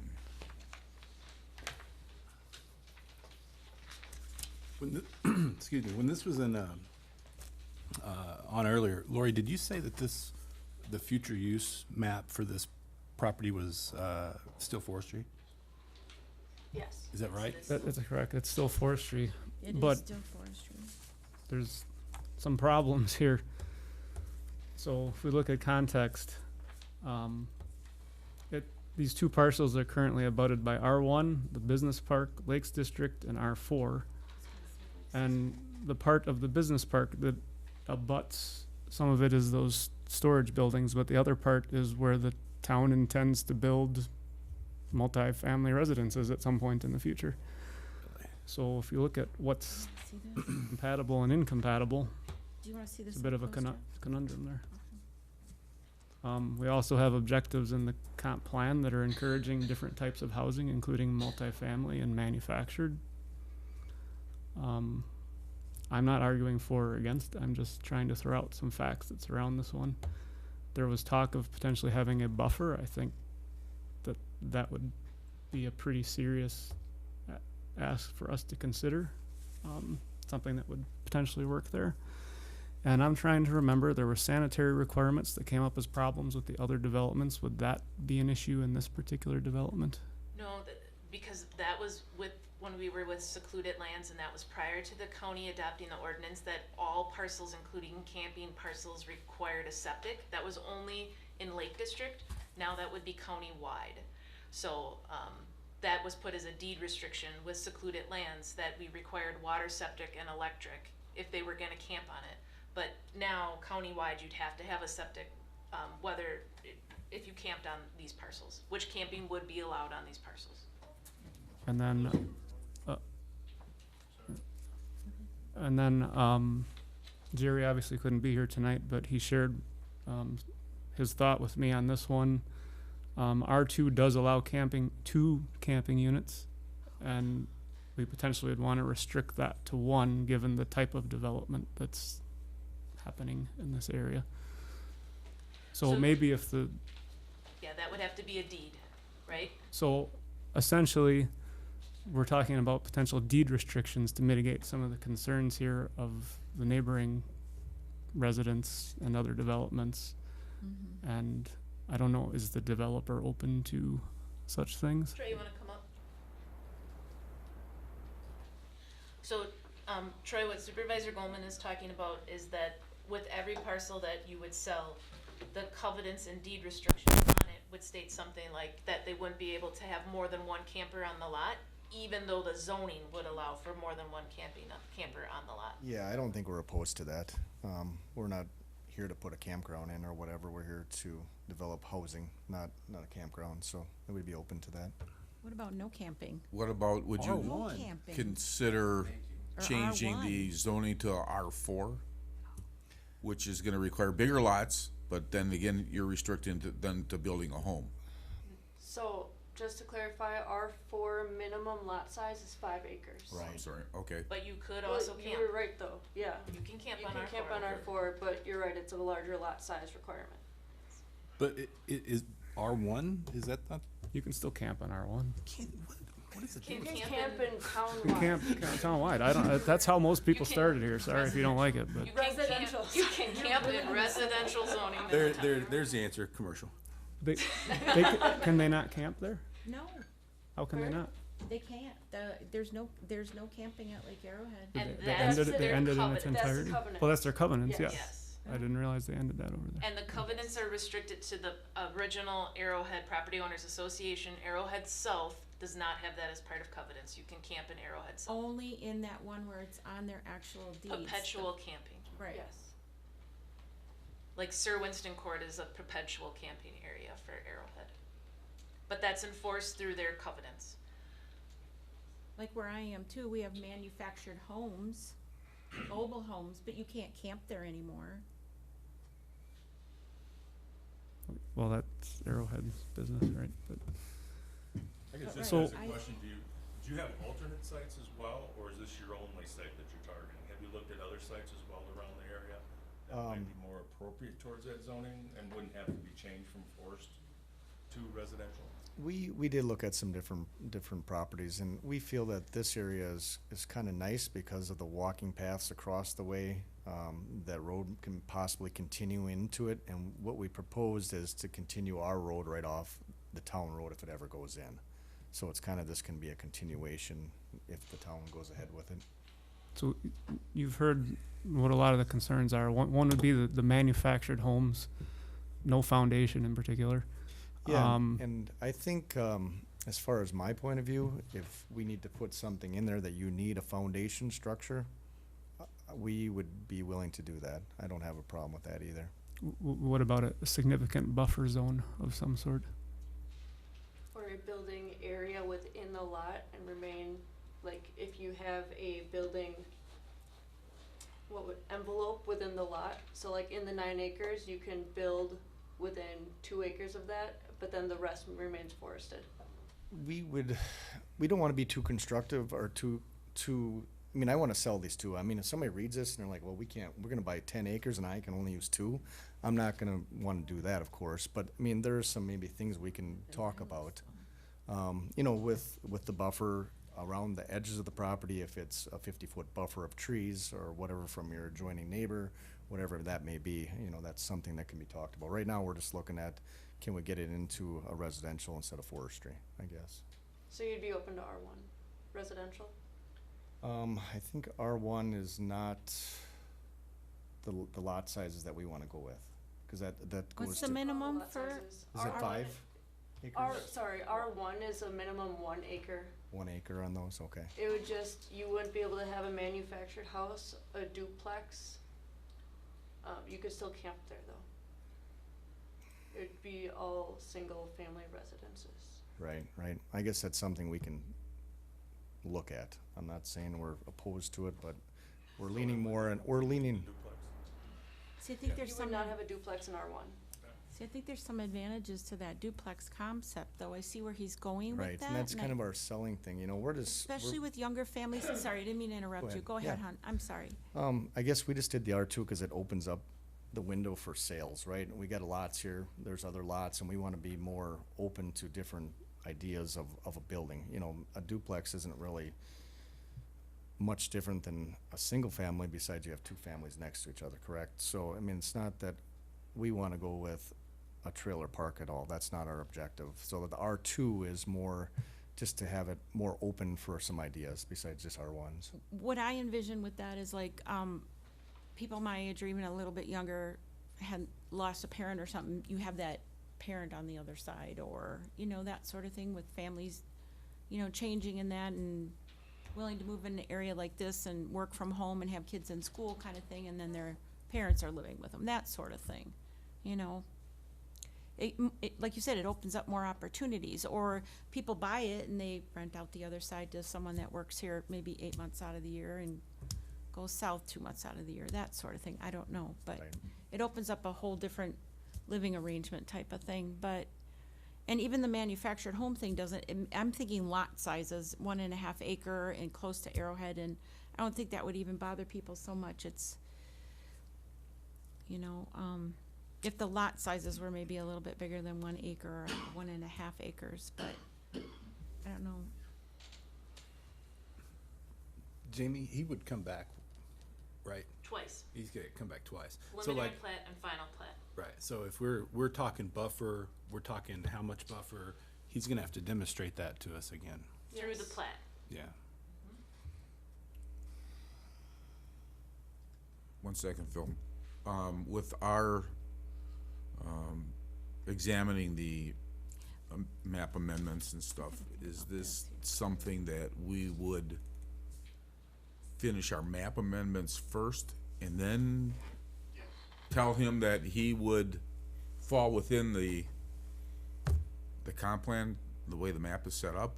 So, are you talking about our comprehensive plan review that we're doing in the joint subcommittee? Right, because we're deciding, you know, what's forest and recreation, what's rural residence. So, he's coming back next month with the preliminary plat. Granted, he is going to come next month. That's up to you if you, or the month after, whenever you want to submit that, which I've already received the first. We're not going to have a final future land use map prepared by then, because our next meeting is going to be either in 2 weeks or next month, right before this plan commission meeting. Right now, his parcels are looking like it would be a rural residential, change from forestry to rural residential to guide development with less dense lot sizes. You look like you were gonna say something. No, I was just agreeing with Emily. Our conversations have been that outside of that Lake District that we would have rural residential, because we understand this hasn't been your first request adjacent to Lake District where there's been a conversation about adding residential. I don't know that we're opposed to adding residential. I think more of the concern is it R1 or is it R2 or is it R4? So to clarify, rural residential, we're currently rural residential is just R5 with the minimum 35 acre minimum. We're looking to include R4 in that, so all rural residential will have a minimum lot size of 5 acres. So that's what we're looking at for the comprehensive map, the future land use map for his parcels. Would you consider reconfiguring this so that all of the parcels that abut the Arrowhead development would fit into a rural residential category? I know that's a big ask. Yeah. That's tough, because we got a budget, and we're getting a budget together, you know, to put utilities in, to pave it. And when you start getting too big of lots, they get too expensive for anybody that wants to buy 5 acres or more, cause then our costs go up, you know, per lot, quite a bit. And that makes it a really expensive sell. That's really tough. That's why we need the smaller lots to try to break it down, let everybody pay for a piece of the power of the asphalt, utilities to their doorstep. But if those are the ones you're putting the duplexes on, it's not really, right? Yeah, and not saying they're all gonna be duplexes, I don't know No, that, we're but- just selling lots, is what we're doing. Right, but if you're planning your subdivision accordingly, that's where you'd put your duplexes, right? Just It's all up to talking the out buyer, loud. that, I can't decide that for Pardon? the buyer, yeah. That, yeah, it would be different, I think, if he's looking to develop it and Right. plan where the duplexes are going. I see, Yeah, yeah, but if you're you playing would- more of a you could never developer role predict. versus just selling the land, yeah. I think what you guys just shared about where the future use map, yeah, I can't say it, it looks like it's headed toward, like if he would've came 8 months from now, it would've been R5? Rural residential being R4 and R5, but that minimum lot size is 5 acres. Yeah. So just north of where this parcel is, there are 240s, and Secluded Lands did present you an R1, and Plan Commission approved that as an R4. Those are minimum 5 acre lots that are in there. So that's the Alpine Estates, I think is what they've called that. But, so those are long, larger lots. That was presented as an R1, and it was requested that they would be larger in lot size. And that's a little easier, because they have two roads to do that. With one face of a road, we cannot, you know, you would have to have 80, you know, lots that are 80 acres deep, half a mile. Yeah. That doesn't make sense. That goes back to the conversation about, and I'm gonna use Jerry Wiesinger's words here, cherry picking lots, parcels that are adjacent to roads. So we don't have those, you know, they were quickly sought and developed.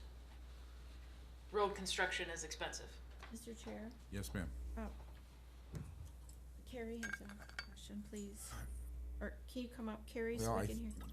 I think we're into the Oh, that's right. I'm commission sorry, discussion I'm sorry, portion of I'm it sorry, and not Mr. the Chair. public portion of it.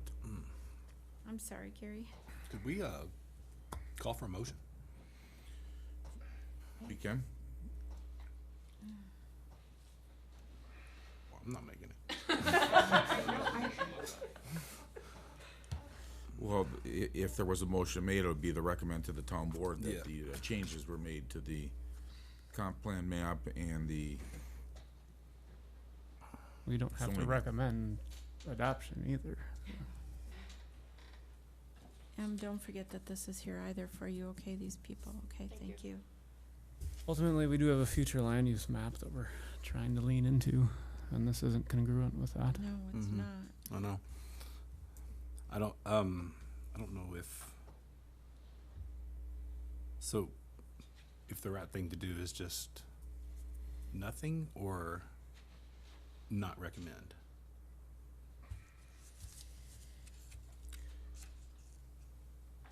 Troy, if the conversation is,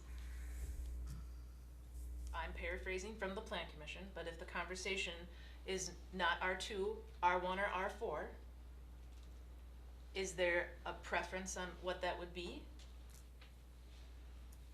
Cause I'm hearing that we're not comfortable with R2, but we would be comfortable with a residential of some sort.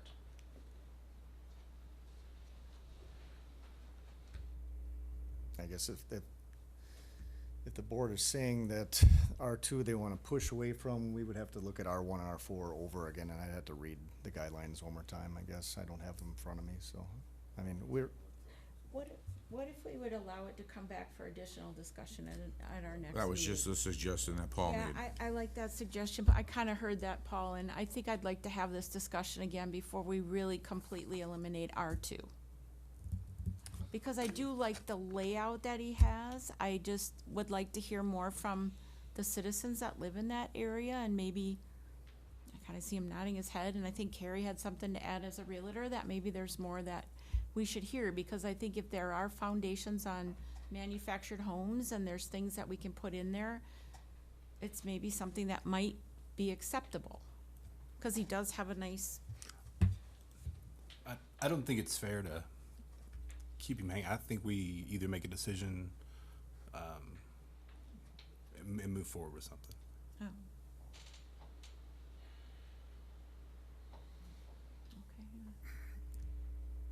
Okay. I can't, this is a commission discussion, Phil. Well, I tried to speak before. So with R2, if they were to approve R2 with, a covenants not allowing camping in manufactured homes. But you couldn't do that on this agenda item. You couldn't Oh, do that yeah. until you got to plat. Oh, yeah, yep, Yeah, if you approve R2, you approve R2. correct. I take it back. If you're willing to consider R1 or R4 and everything that goes along with that, then maybe it's worth bringing back. But if you're not, then I don't know where we sit here. Is it the read that I'm getting from the group? I printed R1 and R4 so we could have it for you to take tonight, for reconsideration. We would just, again, because this is a comp plan change, we have to notice that 30 days in advance. So it could not be on next month. Right, you delay 2 months because we would have to notice R1 or R4 for the comp plan. Cause it would, this has to go to the county also to update our comp plan.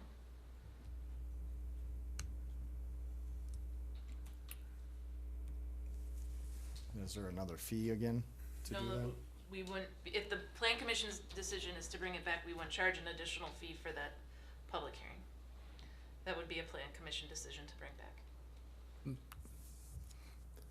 I make a motion to table this until, when? Table, we could say it until, Yeah, until we get more information from the, and they would come back with a Well, different residential use. Or would present a potential different residential use. Gives you time to review it on your side. So is the board or what am I, I'm trying to figure out what you're against here. Are you against duplexes? Are you against campers? Are you against mobile homes without foundations? Cause we need some guidelines that you're looking to accomplish. Just by coming back with a different plan doesn't mean that's what you want. So I don't wanna do this over and over and over. we can't be against campers. It's in all the residential zoning. So campers are okay, what's not okay? So R2 zoning allows for 1 and 2 family residential dwellings and manufactured dwellings. R1 and R4 are both single family dwellings. So we'd be ruling out for sure duplexes. So our plan, we're going through a process right now where we're looking at all the future use of the land in the town, right? And our intent is to have that right outside the Lake District. It was R2 and R4. Right outside Lake District, they're looking, Or R1 and R4, was it? we're discussing rural residential, Yeah, which just would rural be residential. R4 and R5 larger lot sizes. Yeah, yeah. And so we're trying to focus on that, and I And think it's the density is really a concern too, I guess, at the end of the day, because that wouldn't be congruent with the general direction we're going, buffering around our high density developments that have existed for a long time. Yeah, I guess we had our options, so this is what we're applying for, I guess, at this point. I mean, we didn't know you guys were changing anything. I mean, that's Absolutely. over and beyond our, I mean, our goal was to have it more appealing. We thought duplexes maybe would be a good thing for different type of homes. Not saying that anybody that buys the lots is even gonna do that, but we thought maybe it'd be a better sale for our end of it.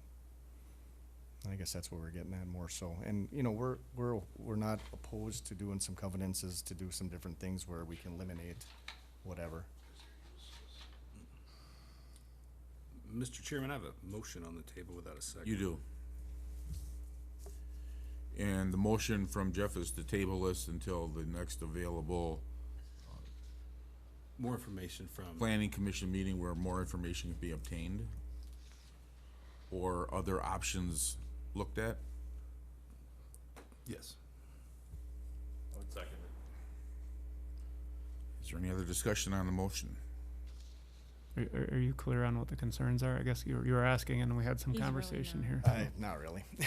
I guess you're concerned about density, too many lots. Rest of you are concerned about no foundations, maybe I heard, I'm not sure where. And maybe you guys need to give us something that you would like not to see. Maybe that's a good start, cause I'm only gonna be throwing stuff. In your next meeting, you could say, no, we don't want this again. So I need some guidelines also of what you're thinking. Emily can give it to you. Yep, I'll provide something for you. Yeah, and maybe we agree on some of them and we don't, but maybe we can meet in the middle. That's, that's fair.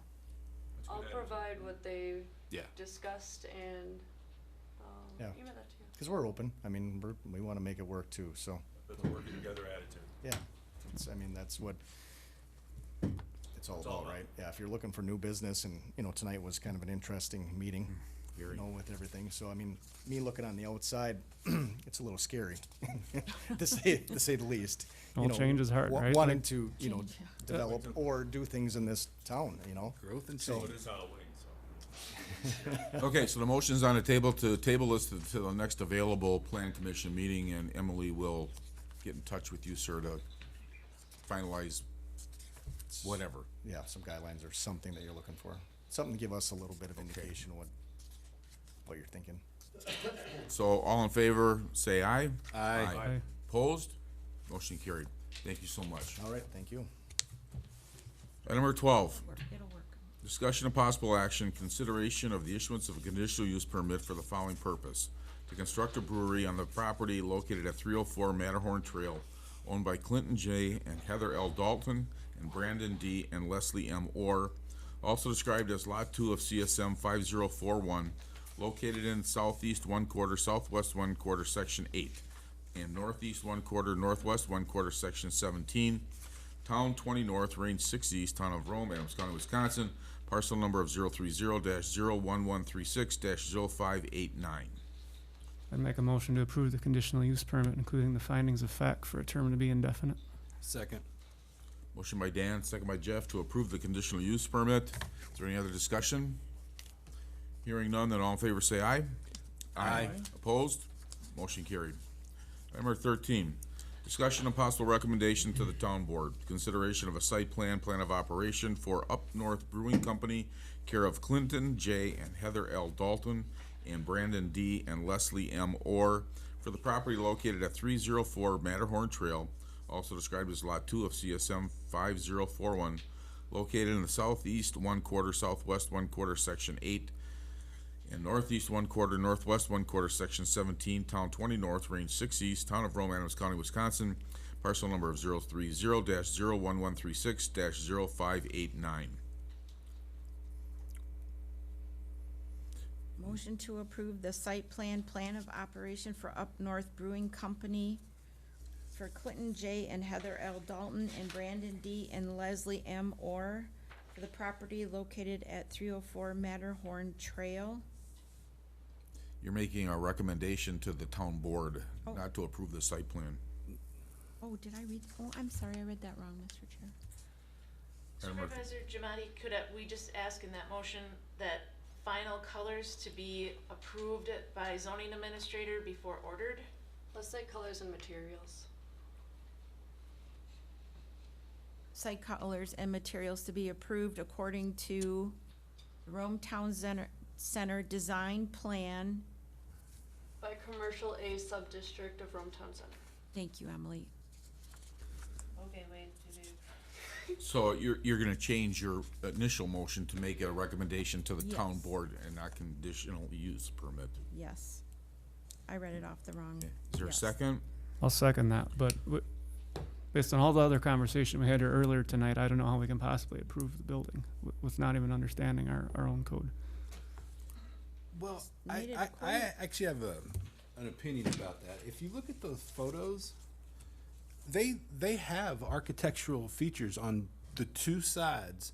I think it's an amazing looking building. I Don't get me think- wrong. I don't. But I think, my opinion, it is within code, and the back and the other back do not face roads, face trees. The two sides that face the corner have great architectural. well, I mean, technically, there's three sides that are on a road, Are there- visible from a road, right? Are there real drawings available yet?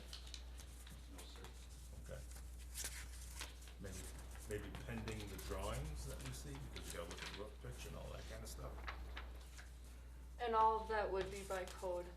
The way I just read and Emily confirmed it, it would be correct, Emily? Yeah.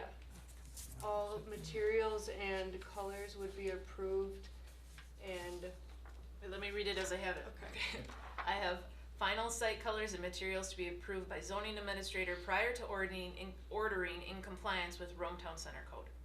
Roan Town Center Design Plan and Commercial A Sub-District That's it? Yep. Which, zoning or code and gateway over, or whatever. Yeah, Of so we're covered, Commercial A sub-district of Rome Town Center. yes. which then is leaving that to your interpretation. You're comfortable with that? Yes. Okay. But I think you've also given her guidance tonight to say you like the color, you like the building, you are approving of the appearance, and you are comfortable with the two sides being. I mean, I'm reading that to the conversation. What's the third side? The gentleman showed that there are three, the sides are, the gentleman already showed us. The rock will be on the left, or the right Right, hand yeah. side that you can't see in the picture, unfortunately. It's just, so three sides of actually the building will have. Rock is on the driveway side, right, and the front. All the way around, Yep. except for the rear. And So it's on three sides. Yes. They're going above it, they've cautiously what drawing paid are you looking at? attention It's to different than the one detail. I'm looking at? It's in the packet. It was the paper they handed you tonight. Right. The problem with the right-hand side of that building that's facing the road is that's part of the building as another entryway. And we have it covered with stone and pillars. It's not actually the side of the building. It's an open canopy kind of. It's That's an offset with the porch with stone around all three sides that would possibly be seen from a Stems road. the main entrance. okay. So there is stone on three sides of the building, Yes. which is not portrayed in this picture. I'm seeing stone that's on the supports for the overhang, on the I right think it's side, what they're counting. But not underneath the porch. but not underneath the porch. Okay. So. I don't want to be a pain about this, No, but no, with yeah, I everything can that's gone clarify on, I that. gotta be a pain. There's a window there. I'm Yep. gonna point to it right here. Yep. That is a serving area to the outside. So there's going to be like an exterior bar top out there. So putting stone up there wouldn't be possible anyways. And it's offset with the porch as well, with the pillars and stone on the pillars. Right. And I would argue that they would only need stone on the side that is pointing at the L on the road at Glacier and Matterhorn, and the entrance from the parking lot. I mean, I seconded the motion. I'm willing to eat the fallout from it. I'm good with it. Okay, so just to echo, this motion is for approval of the site plan of operation that you have been presented, with the addition that final site colors and materials to be approved by the zoning administrator prior to ordering in compliance with the Rome Town Center Design Plan and Commercial A Sub-District Code.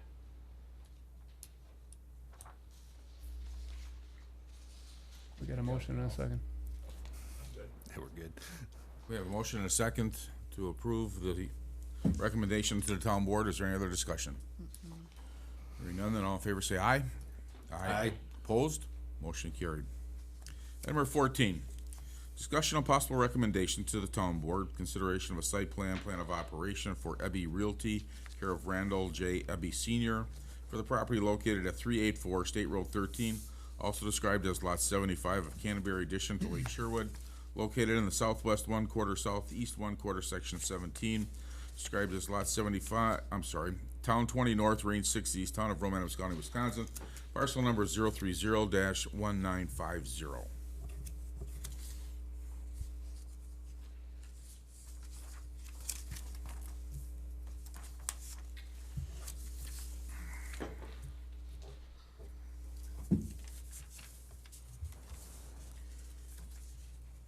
I did make a note from when we had the public hearing, just about the, potentially including in the motion that the lease of a professional space would be allowed within the site plan, that there would be no outdoor storage, and there would be no rental of storage space in the building.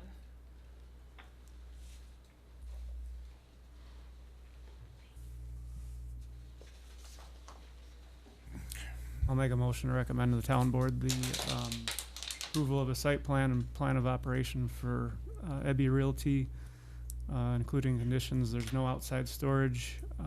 There would be allowed leasing of professional space. However, no rental or leasing of storage space. Second. I have a question. As far as the outdoor storage, what about DD? I think we left that as there's a property file review that's going to take place to see if that is indeed not a legal nonconformance, right?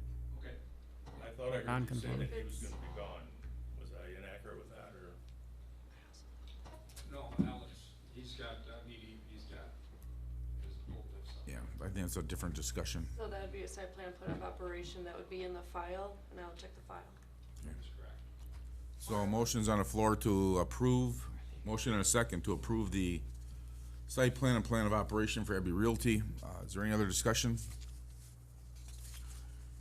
Hearing none, then all in favor say aye. Aye. Opposed? Motion carried. Item number 15, discussion and possible recommendation to the town board, consideration of a site plan, plan of operation for Joshua and Naomi Gutowski for the property described as Lot 3 of Certified Survey Map 6696, located in the southeast 1/4, northeast 1/4, Section 8, Town 20 North, Range 6 East, Town of Romance County, Wisconsin, parcel number of 030-00641-0030.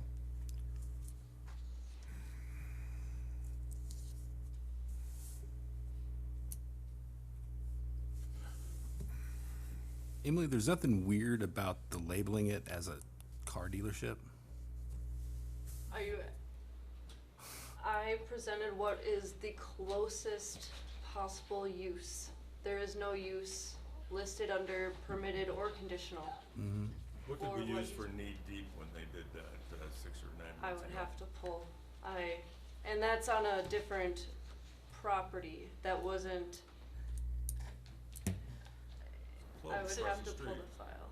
We did look at, I remember where Knee Deep, where the, their actual buildings are constructed, that was a slightly different situation because, his business, his buildings are also there, and then he had added that outdoor display to the front.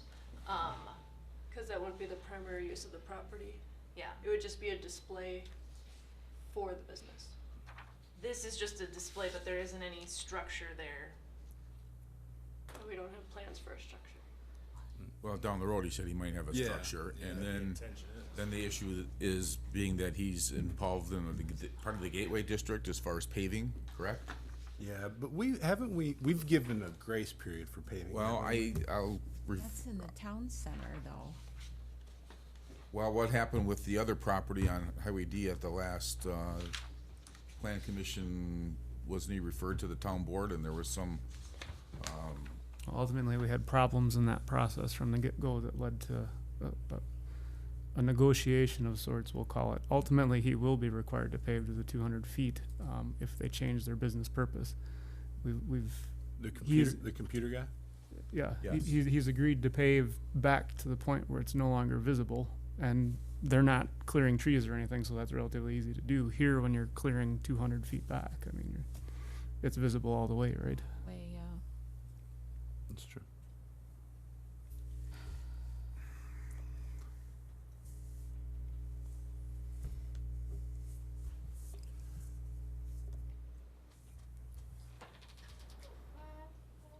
However, there was a good point brought up of if he's gonna build a building, you wouldn't wanna tear up your brand new asphalt and or the cost of asphalt not cheap, so if you can roll that in with a loan, that makes sense. It So, does, and I don't know, trying to be rational here. and the trucks that'll Josh, probably what was your break it up. time frame? Realistically, well, as soon as possible, but probably like a year and a half, somewhere in there for a building. So we could put a 18-month a time frame. on, That's fine with me. I don't have anything against asphalt, it'd be so much nicer to roll it into a loan, it makes good sense. Makes good sense. so. And I don't right, well, I'll make a, Just to clarify, Yeah. right now, we'd be approving a use, cause we discussed this at the last meeting, we'd be approving a use that is substantially up for interpretation, similar to a use that is on the permitted list, but it's not on the list. This was a conversation last time, so I just wanna make sure that we're clear here.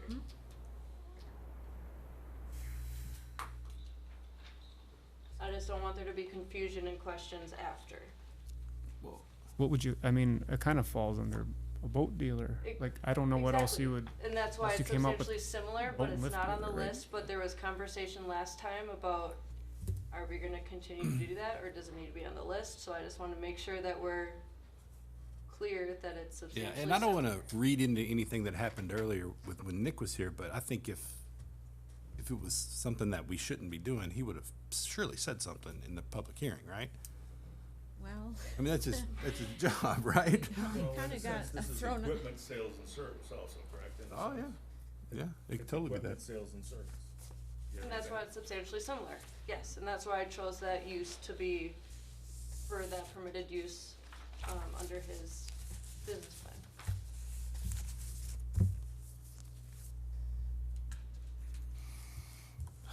Okay, I'm still going. I'm gonna make a motion to recommend, wait, we're doing site plan, right? Recommend approval to the town board, the site plan and plan of operation for the property at Lot 3 of CSM 6696 for Joshua and Naomi Gutowski. With, what's the phrasing? Following conditions? Yes, with the following conditions of having the driveway paved back 200 feet on the affected property within 18 months. From center line? Correct. Yeah, that's the Gateway District, 200 feet from center line.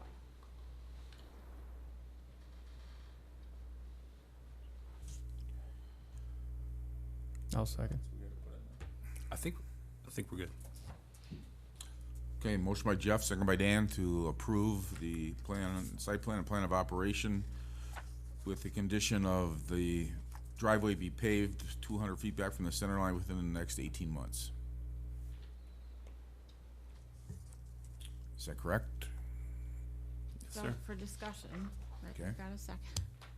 So this is, according to your drawing, it's gonna be open for viewing and we can see your lifts and everything. It's gonna have a gravel driveway until 18 months when you can pave and have a building. Sounds good to me. So, but we'll, Yes. No, the paving And then condition he'll is be 18 coming months, back with the period. building plans with another site plan, plan of operation to amend this one. I'm He'll sorry, be coming back. Did you hear that?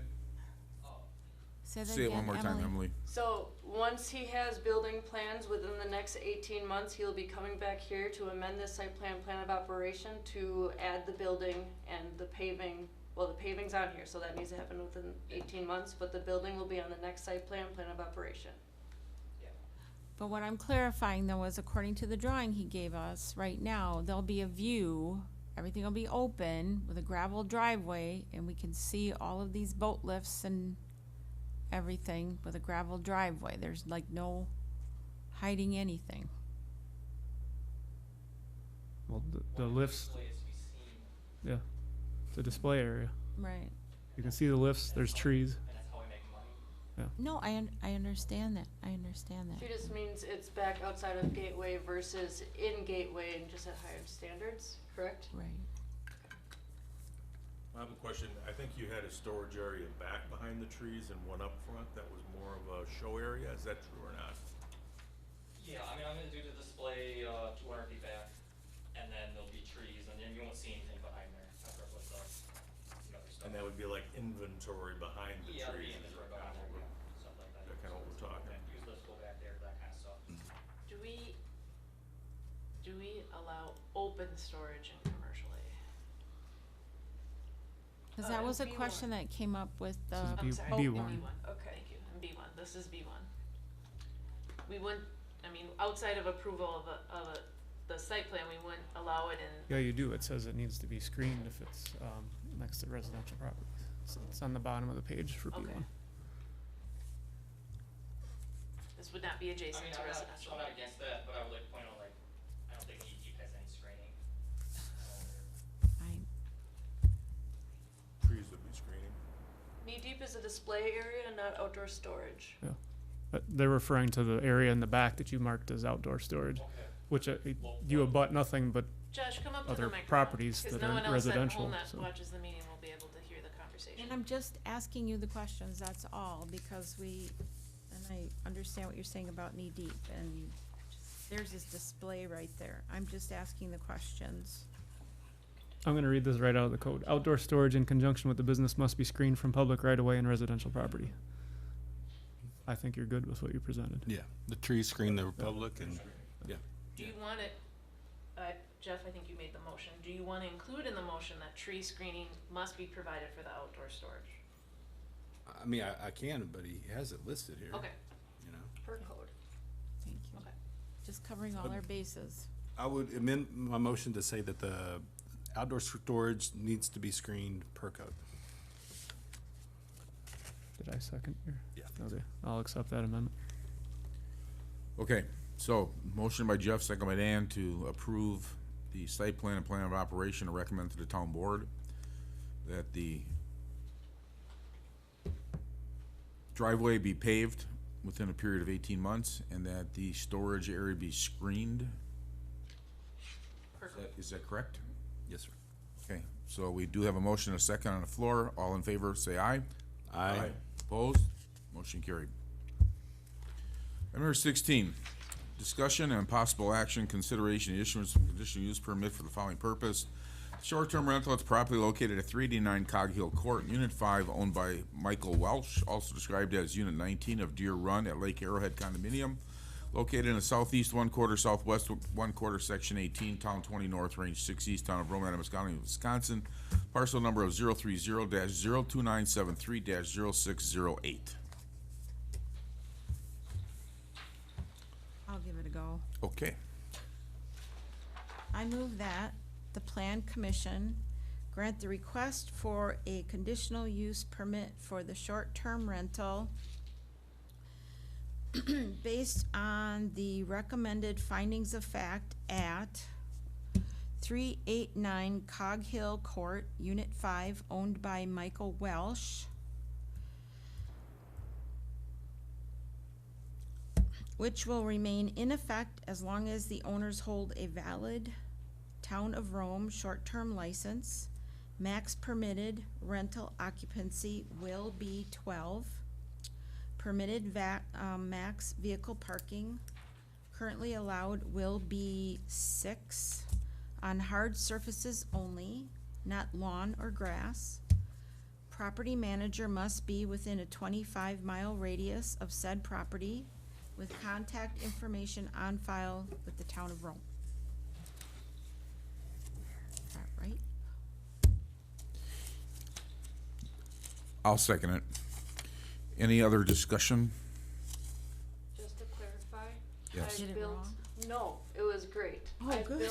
I built the occupancy, vehicles, and property manager within 25 miles into the findings of fact. Oh. So you can adopt the findings of fact as presented. You mean I did that and I, You nailed it. We didn't want to interrupt Did you. great, dang, but going forward, it'll be easier. darn it. We have a motion on the floor and a second to approve that conditional use permit. Is there any other discussion? Hearing none, then all in favor say aye. Aye. Opposed? Motion carried. Item number 17, discussion of possible action, consideration of the issuance of a conditional use permit for the following purpose.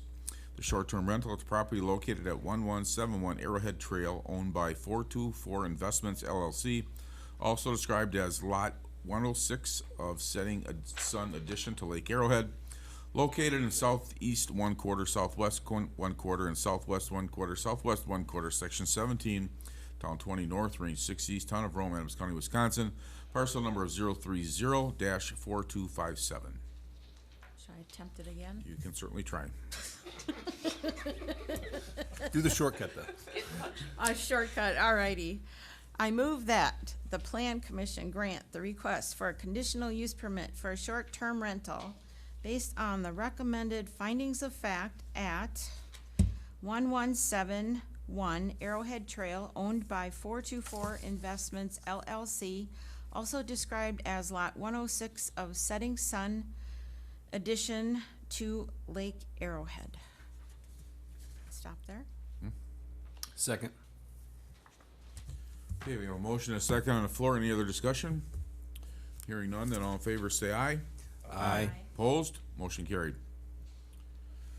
Item number 18, discussion of possible action, consideration of the issuance of a conditional use permit for the following purpose: the short-term rental at the property located at 338 Hickory Trail, owned by Constance G. McNamara and Cubic Living Trust, also described as lots 379 to 380 of Kingswood addition to Lake Arrowhead, located in the southwest 1/4, northeast 1/4, section 14, town 20 north, range 5 east, town of Rome, Adams County, Wisconsin, with a parcel number of 030-3585.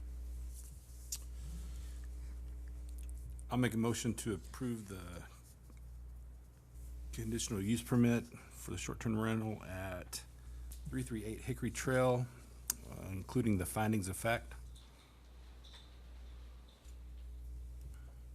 Do we need the period of time? You. Oh, yeah, I forgot that. It's on the The file. term shall be indefinite. Indefinite, okay. Yep, it's in there. Is there a second? Second.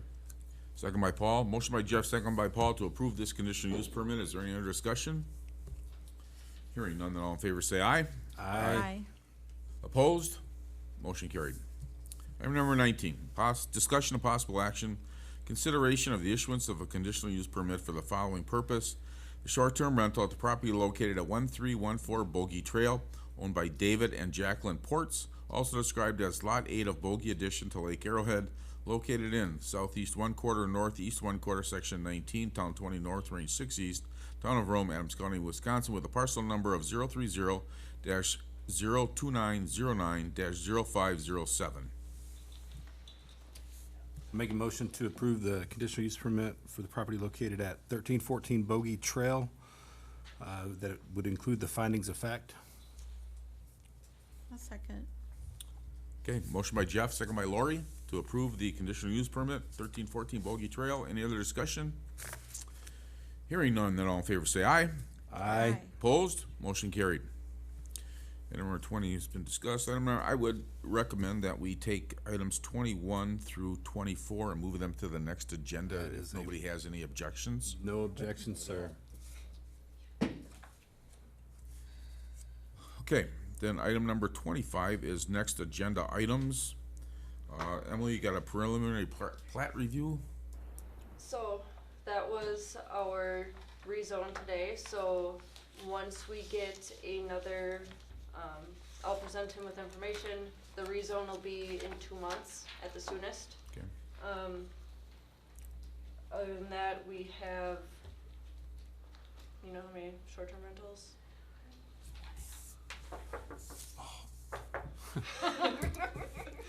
Emily, would you please do what you did for the meat market for Boat Barn? Yes. Yes. I would like to see the minutes and all that stuff, please. Do you want a memo too, like describing, or do you want like minutes, what was included in the administrator report? I liked the memo. I thought it was cool. The whole I'll thing, do yeah, what the I exact can. same way. The colors, Yeah, how it turned out, pure white, white and black. white and black. Well, I actually like their sign, but from there, in the So- driveway, We're approaching the sign as well, sign's not a monument sign. I'll be contacting them, that needs to be changed. oh, I thought, okay. I'm sorry, go ahead. Oh, I'm sorry, No, Mr. Chair. go ahead. I have a question, I don't know how we can fit this in, and with Nick not being here, but a question on storage facilities, cause I was talking to somebody that currently has their business for sale, and she's been contacted by people who wanna turn it into a storage facility. And she doesn't want that, so she's holding on. But storage facilities in Rome and the options we have for setting any legal limitations, if we can, Nick will know, on new and/or strengthening our current language to prohibit personal use type structures in our current commercial districts for more storage facilities. I mean, I know we have storage facilities now where they have acreage where they can keep adding on, but buildings that are popping up and turning into basically storage facilities that end up being large garages, but being passed as something else. I mean, how can we avoid that? What can we do? What legal limitations or what standing do we have to prevent that from happening? We can add that to the next agenda. Yeah. Yeah. I mean, if it's on the, if we can even put it on the agenda, what do we have? What can we do? Does anybody else have anything they want to see on the next agenda? All right, then our next meeting date and time is November 8th at 4:00 PM, and I'll declare the meeting adjourned. Meeting adjourned at 6:55 p.m.